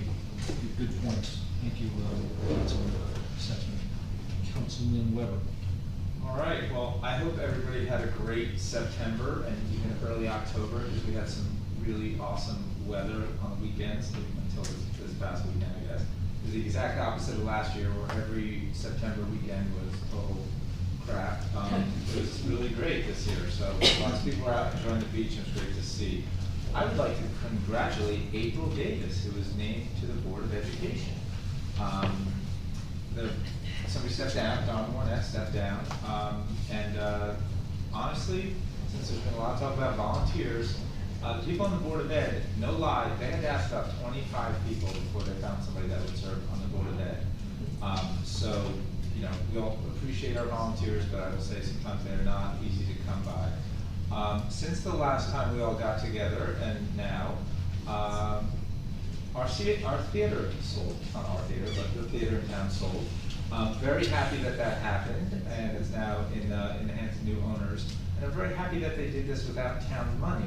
If you will remember, there's a proposal to have $300,000 of the town's money go towards helping them buy this theater to the tune of $42,000 a year for 7 years. So I'm really glad that that didn't happen, and they got the theater anyway. They're business people. I figured they should know how to do this without using our money, which is great. So super happy that happened. As mentioned, yes, Shade Tree Commission did it finally, after practically a year, did a tree planting this last Saturday. Thank you to everybody that came out. It was really a great day. We did the tree that Tim spoke about at the firehouse. That was our demonstration tree, so we could teach everybody how to plant this tree properly. I actually did call Bob Napoli, who's the son of Shirley Napoli, and he said it's not my call. He said you gotta ask the Ladies Auxiliary, because they're the ones that planted it in their honor. So I did get in touch with the head of the Ladies Auxiliary, and I got the green light on that. And and if you want the rest of the stories that are over in the Historical Museum, and this kind of blows my mind, but there is a uniform that was Shirley Napoli's uniform that apparently the Ladies Auxiliary, they used to actually have uniforms. It's really neat. It's just absolutely from another time. So next time you're in the Senior Center Historical Museum, go in the back by the cases and look at the uniform from, I don't even know what year, but it's pretty neat. I like fried fish as much as the next person. I have a conflict. I cannot be there, so it seems to happen to me every year. I'm hoping I can send 2 hungry kids or something like that and make up for it. But happy that the firefighters are doing that. When people go out, that's always a good time. Just see your neighbors and eat some fried fish. So that is my report. Thank you, Councilman Weber. We will now move to public comments. 5-minute limit. St. Vincent, speak for anyone that wants to comment. Yes.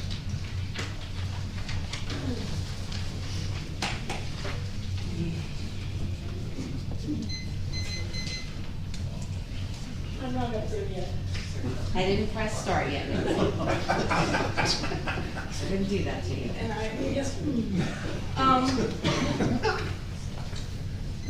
it's difficult to be civil when you're not given the correct information or when answers are not provided to the questions asked.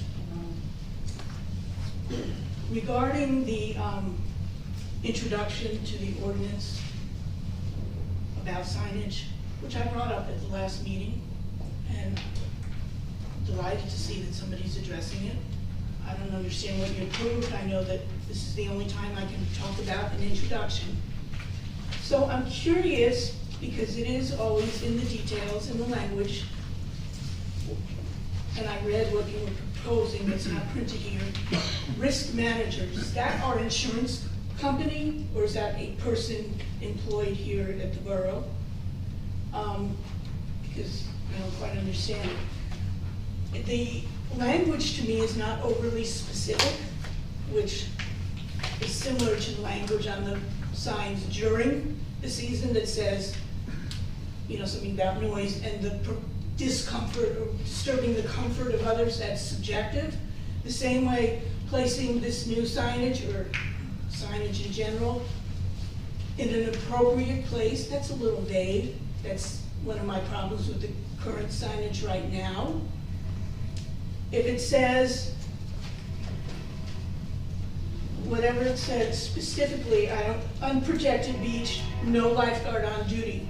Now that says to me, I can swim. That says to me, those little red cars out there are not gonna tell me today, in February or whatever, that I have to get out of the water. Is that your intent?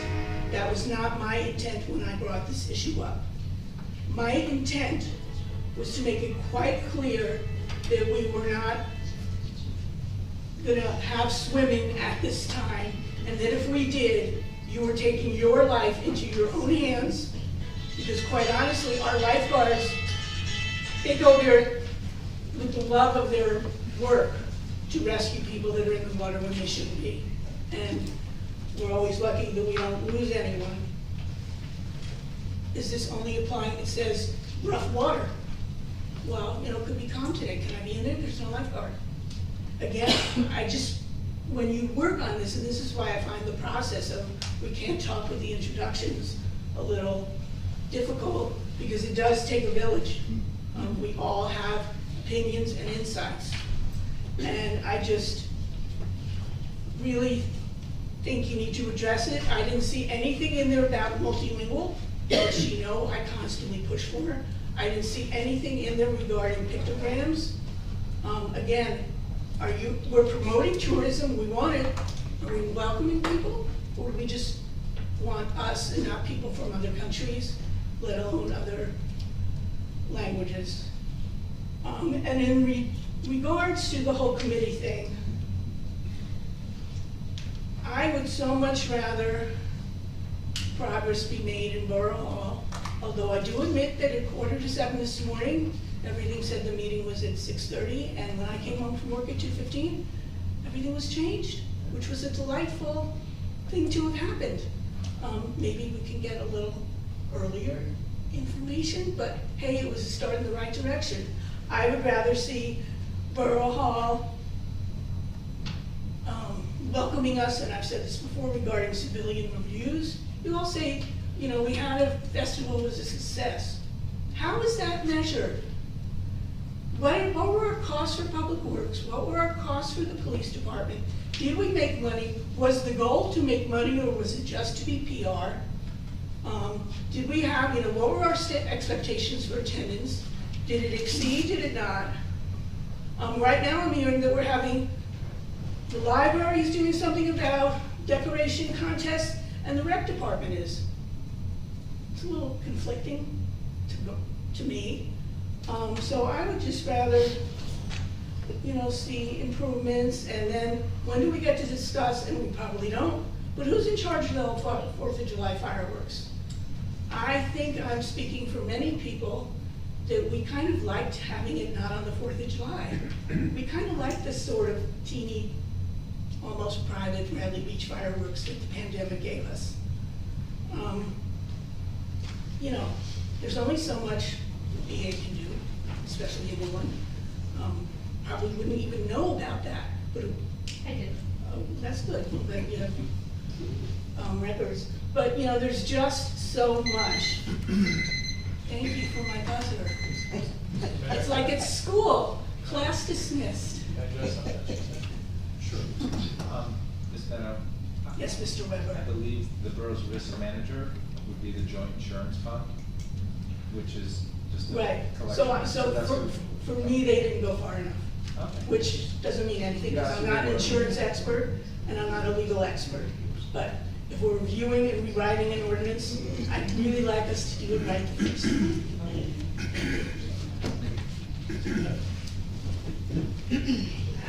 Okay, Julie Untitled, 605 Newark Avenue. I just wanted to address something that has been near and dear to me, and it's just really starting to weigh on me, and I hope it is with everybody too. Mr. Gubitosi, I applaud you for making that statement that you did today. Whether or not anybody agrees with him, that does not matter. Being rude, being just absolutely nasty, just because you have opposing opinions, is totally unacceptable in this town. We're 1.7 square miles. Come on, people. We can do better than this. We see in these meetings body language, eye rolling, people laughing at one another. Everyone's entitled to their own opinions, good, bad, or indifferent. And we all have to stop it. We see the dysfunction that's going on in state and our federal government. Let's not be that. And you know what? There is a big difference when you come up to the podium. And you know what? You could be 100% spot on, but if you come up here with a bad attitude and combative, guess what? Every single person in this audience doesn't want to hear it, and neither does everybody sitting up there. You lose it. You could have the best idea, but you will lose it with a bad presentation. And every single person sitting up at that dais, and Kim, I'm getting to know you too, I might not agree with them, and you all know I've gone to battle with each and every one of you, but I have never publicly, ever embarrassed anybody. And I think that has to stop. And we're all not here to agree. We can agree to disagree. So please, let's stop the nonsense and all come together. Because when we come together and have different and opposing ideas, we're better. Because not one person has all the answers. So I'm off my soapbox. Thank you. Thank you.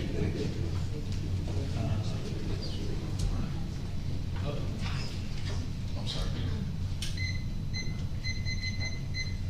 I just want to say, my name is Tom Gavin, I am at 414 4th Avenue. And I lived in Bradley Beach 12 years ago on Brindley. And as soon as my younger daughter got accepted to college, my wife said, time to move back. And for all the disagreements and cross comments that are here, and Alan, I really thought your comments were terrific. I want you all to know that the first thing that's happened since I moved back, and I've done very little on the house as we've moved in, we've gone through the zoning, the application, the construction process, etc. Everybody who has come by the house has said hello. Everybody has come by and said, nice to have you back, those who knew me before.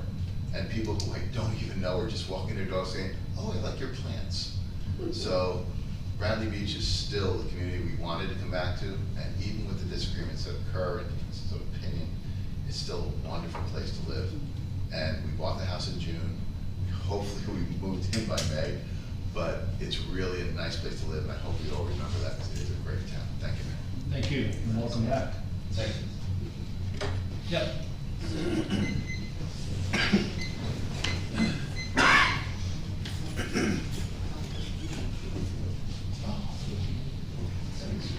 Terence Wright, 406 Madison Avenue.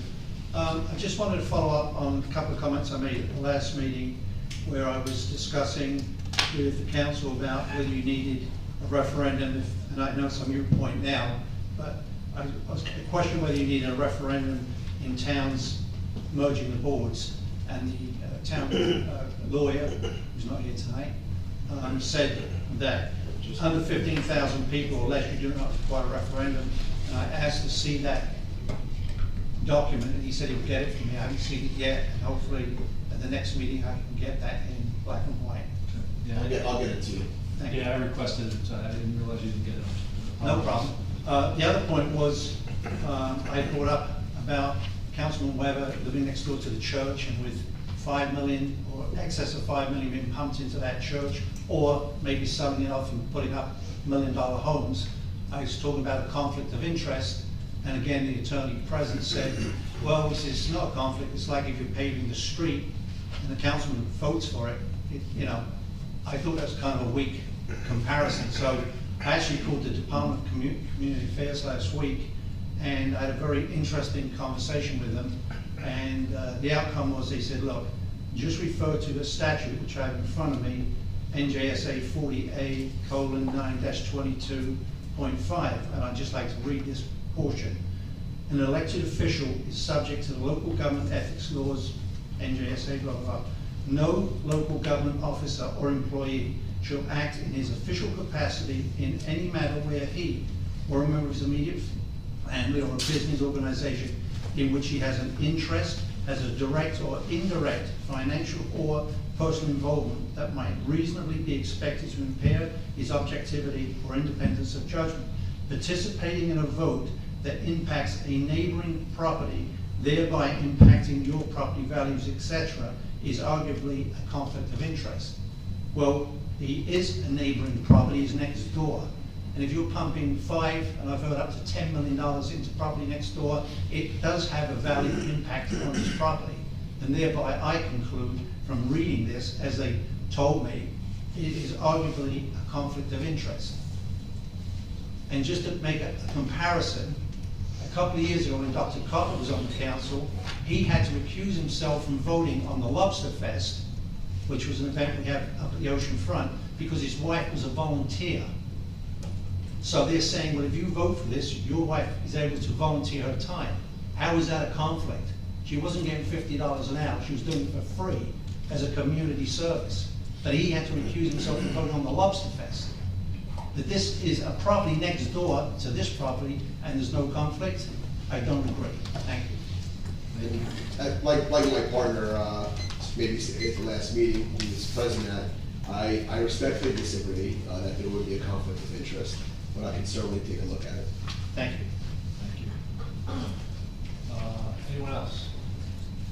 Oh, sorry, I couldn't see your hand. Thomas J. Cohen, 612 3rd Avenue. Councilman Sexsmith, I want to thank you for your LoSAP comments, and I hope that the public does generate a positive vote on that for the fire company, but thanks for bringing it out in the public. I would like to thank the council for merging the boards, and I'd also like to thank them for the detailed reporting that they did.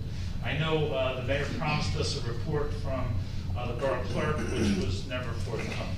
But your report was very well put together, and there was a lot of research put into that, which is why the outcome is what it is. And I do believe that 9 months into this, the public is going to think that this is a wonderful thing, and things are operating fairly. The Shade Tree, as the mayor said, was a wonderful event, and I hope that we can multiply the number of trees, because we did have a lot more volunteers, and I believe that that's going to catch on. I believe it have more next time. I do have a question about the agenda, Mayor. It says here that public comments will be heard in person, or they can be emailed to the council questions.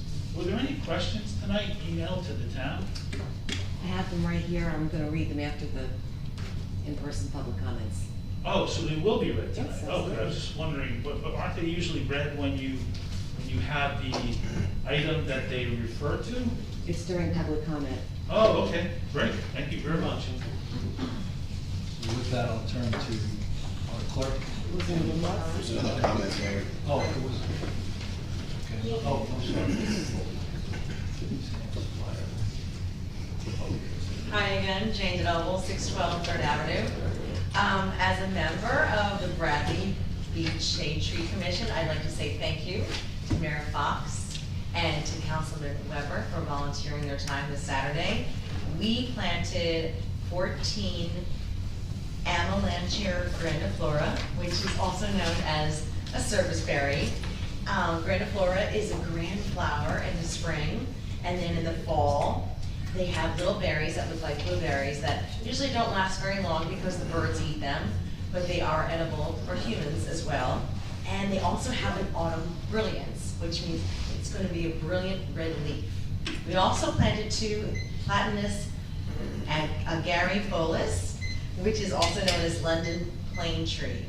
This is an interspecific hybrid that is mindful of the shape and the root, so we don't have sidewalks coming up like a lot of the maples are doing. And I also wanted to mention a thank you to a Bradley Beach resident, Eileen Shisius. She suggested we use a wholesale nursery. And we did. They're amazing. They have great quality, they have amazing prices, and they are quite famous because they supply the trees to Central Park in New York City. So we're in very good hands with that, and I thank Eileen Shisius for that. And I just want to say thanks again to you guys. It was a great day for Bradley Beach. And also congratulations to Debbie Brunel, as she said, and Louie, her dog. They were awarded October's Tree of the Month. She has a beautiful red horse chestnut tree. Definitely worth a look. It is gorgeous. So congratulations to Debbie, and thank you very much. Have a nice evening. Thank you. Okay, we will go to emails. How many are there?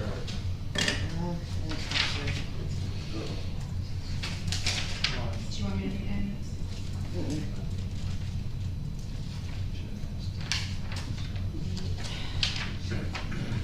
There's about 10 of them. Okay. Thank you. Okay, first email is regarding the Newark Avenue pilot beautification project, and it's from Nadia Romero, 102 Newark Avenue. Nadia wrote, "Hello, I own a property on Newark Avenue. I would like to know, at whose suggestion do we now have a Newark Avenue beautification pilot?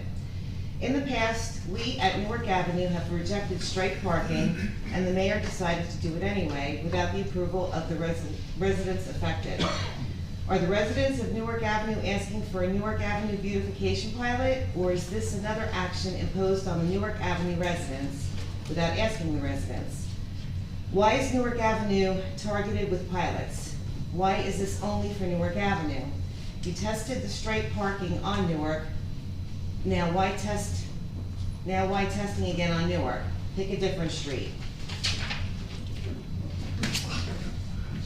Okay, next email is from Shanna Greenblatt Janoff of 414 Monmouth Avenue. "As a resident and stakeholder in Bradley Beach, I would like to speak in favor of the merging of planning and zoning boards beginning in the 2022 calendar year. I applaud the council for its interest in creating a more efficient and transparent body for oversight of development in our small and densely populated borough. As we currently see Bradley Beach busting at the seams with property turnover, higher ratables, and increased tax revenue, now is the time to ensure that development aligns with the vision we have set for our small community and our building ordinance. Bradley's population of approximately 5,000 primary residents enables the borough to enact the merging of the 2 boards without costly referendum. That nearly 70% of smaller Monmouth County towns currently have a unified land use board is testament to the suggestion of a more functional and efficient means of monitoring town development. I have heard mention that it would be a shame to let go volunteers in town who wish to participate in this process of oversight. This is purely incidental and should not factor into the decision to merge or not. There are currently plenty of volunteer opportunities and needs in town to accommodate civic interest. A merging of planning and zoning is a necessary step in creating a more transparent, fluid, well-informed oversight body for Bradley Beach, and would help us avoid missteps in the overdevelopment and variance violation that have unfortunately been going on for way too long. I'm strongly in favor of the merged boards for the new year." Next, Alan Rappaport, 512 Newark Avenue. "I unfortunately cannot attend tonight's meeting due to a conflict with the Hackensack River Keepers Gala. I would like to comment on the pending merger of the planning and zoning boards. About 2 weeks ago, I attended a council workshop. I heard a lot of false, inaccurate information about the merging of boards. This is by no means a power grab. All appointments to the combined board will still be done by Mayor Fox. The remedies, any applicant for either board will remain the same as governed by the New Jersey municipal land use laws, not change. The boards have elected officials on the planning hearings, and when a zoning application is heard, they will step off. I heard something about attendance. Let me say, as a 15-year planning board member in the borough of Norwood, Bergen County, our board secretary always calls and emails to see who will or can attend. The board secretary in Bradley Beach is amazing in my opinion. I know because I have emailed questions, off hours, and she answers me.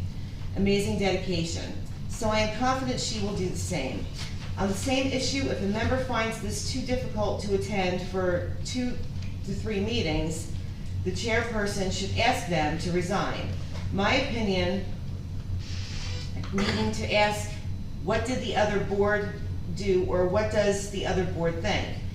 It would be all the same citizens. Clear as day to me, this is a best for Bradley Beach. This is a best for Bradley Beach solution. Thank you all for the service and our volunteers. Next, Rona Parker of 27 Atlantic Avenue. Since expressing my initial opposition to the merger of the zoning and planning boards, I have eagerly read opinions on both sides. Although I have searched, I still have been unable to find one compelling argument that answers this question. How will a merger reduce the number of actively engaged citizens that make our government more representative, more reflective, and more responsive to public input? As a result, I continue to voice my strong opposition to this proposed merger, and respectfully ask that this ordinance be defeated, and furthermore, that members of both planning and zoning boards be given a vote of confidence by permitting them to continue their important design designated board responsibilities. Next, Paula Gavin of 106 Evergreen Avenue. I am honored to be the volunteer facilitator for the 2019 to 2023 Bradley Beach Strategic Plan. In 2020, the council approved the creation of the Strategic Planning Committee, comprised of the mayor, administrator, council, borough engineer staff, and 10 volunteers, which meets regularly.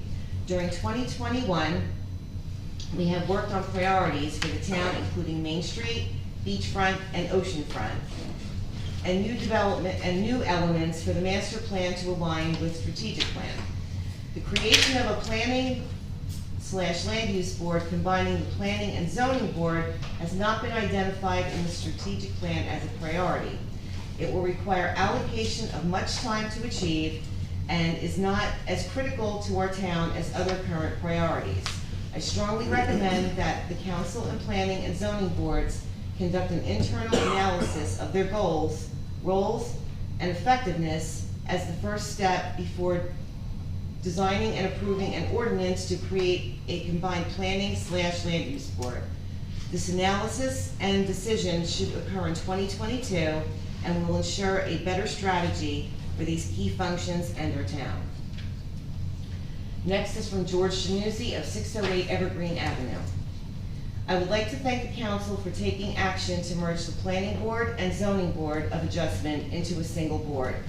The merger of the boards will provide for efficiency through a streamlined application and development process, as well as consistency in the interpretation and application of the borough zoning ordinances, all in support of the borough's master plan. A combined board will have greater appreciation for the intent of the master plan, and a board trained and experienced in both planning and zoning will benefit the residents of Bradley Beach. Next, Kathleen Heaney and Kurt Schwinghammer of 303 Fletcher Lake Avenue. I am writing to voice my opinion as to the merger of planning and zoning board adjustment. I listened to comments from a prior council meeting on this matter. The justification appears to be an attempt for greater consistency. While I agree that consistency can be good, I don't believe now is the right time to implement such a merger. And I believe this one reason for board merging can be accomplished simply by having one representative sit on both boards. This could certainly rectify any consistency issues. There are multiple reasons to keep the two boards, including, number one, the cost of maintaining both boards is small. Number two, the amount of work needed now is daunting. As I understand it, the borough has a responsibility to complete its work for the Council on Affordable Housing early next year. Why reduce the amount of people available to work on this and other such tasks? Is council willing to pick up this workload? I also believe this work would benefit from the diversity of experience and perspective provided by membership of both boards. Number three, having separate boards will allow for a more cost-effective way to manage appeals. This, to me, is the main reason to keep both boards. It will save our town and a lot of money addressing appeals in court. Unfortunately, I cannot attend tonight's council meeting and ask that you forward my comments to the attendees. Next, from Michael and Rachel Hahn of 513 Newark Avenue. I am writing to support the proposal of the Planning and Zoning Boards. Undertaking such a merger would undoubtedly enhance efficiency, generate cost savings, example attorney's fees, reduce potential conflict between the two boards, reduce constituent confusion about which boards to undertake particular activities, and simplify the review process. It is my understanding that a number of boroughs and towns of comparable sizes have merged such boards with success. Therefore, while we are unable to attend the council meeting tonight, we want to express our endorsement of the proposed merger. Kim Januzzi of 608 Evergreen Avenue. I would like to thank the council for its proposal to the merged board to merge the borough's land use boards. I look forward to greater consistency and efficiency in the planning and zoning processes. The many towns that have taken this approach seem very happy with the change. A newly constituted board will also provide a perfect opportunity for much needed training on land use, and for the professionals, training on fiduciary duties to the board they serve and how to avoid conflicts of interest. Thank you again to the council for keeping the best interest of the citizens of Bradley Beach at the forefront. Okay, last we have Bob Maynard, 1111 Ocean Avenue. Good afternoon, Mayor and council members. I am currently a member of the planning board and thoroughly enjoy my work and the opportunity to volunteer and serve the community of Bradley Beach. I am against the ordinance for the merger of the Planning and Zoning Board of Adjustment. The boards have two distinct functions and are fully staffed by concerned volunteers from the borough. It has been shown that there is no significant financial gain in the merger of the two boards, and there is no lack of volunteers to staff them. I see no advantage to the merger. It appears that what is driving the merger is the fact that everyone else is doing it. Well, that does not cut it for me. For those of us who have children, we remember the response we gave them when they were offered up that argument. It was right then, and it is right today regarding this issue.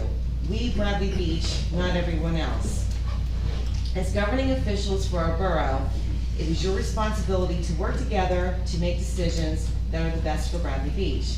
Reducing our volunteer base by 50% on these boards will reduce the knowledge and input from concerned citizens that staff them.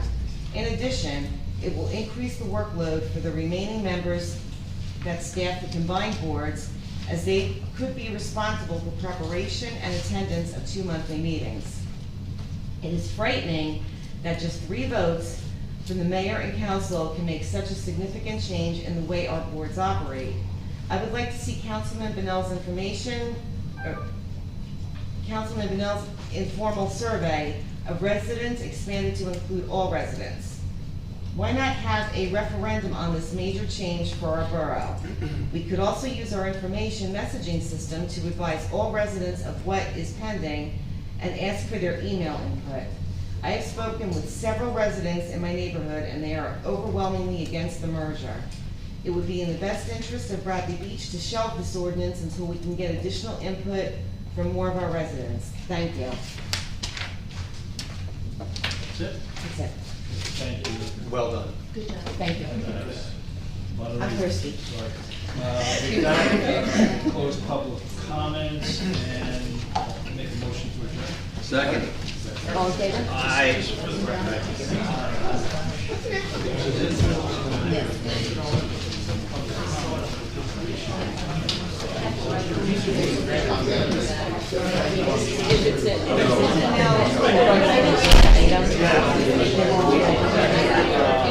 Everything else is gonna fall into the second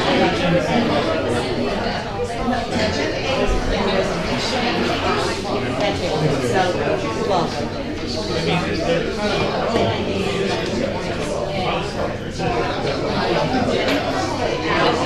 I'll talk to the mayor and he's going to put that on there.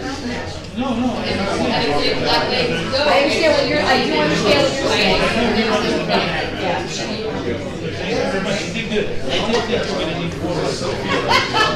I do at this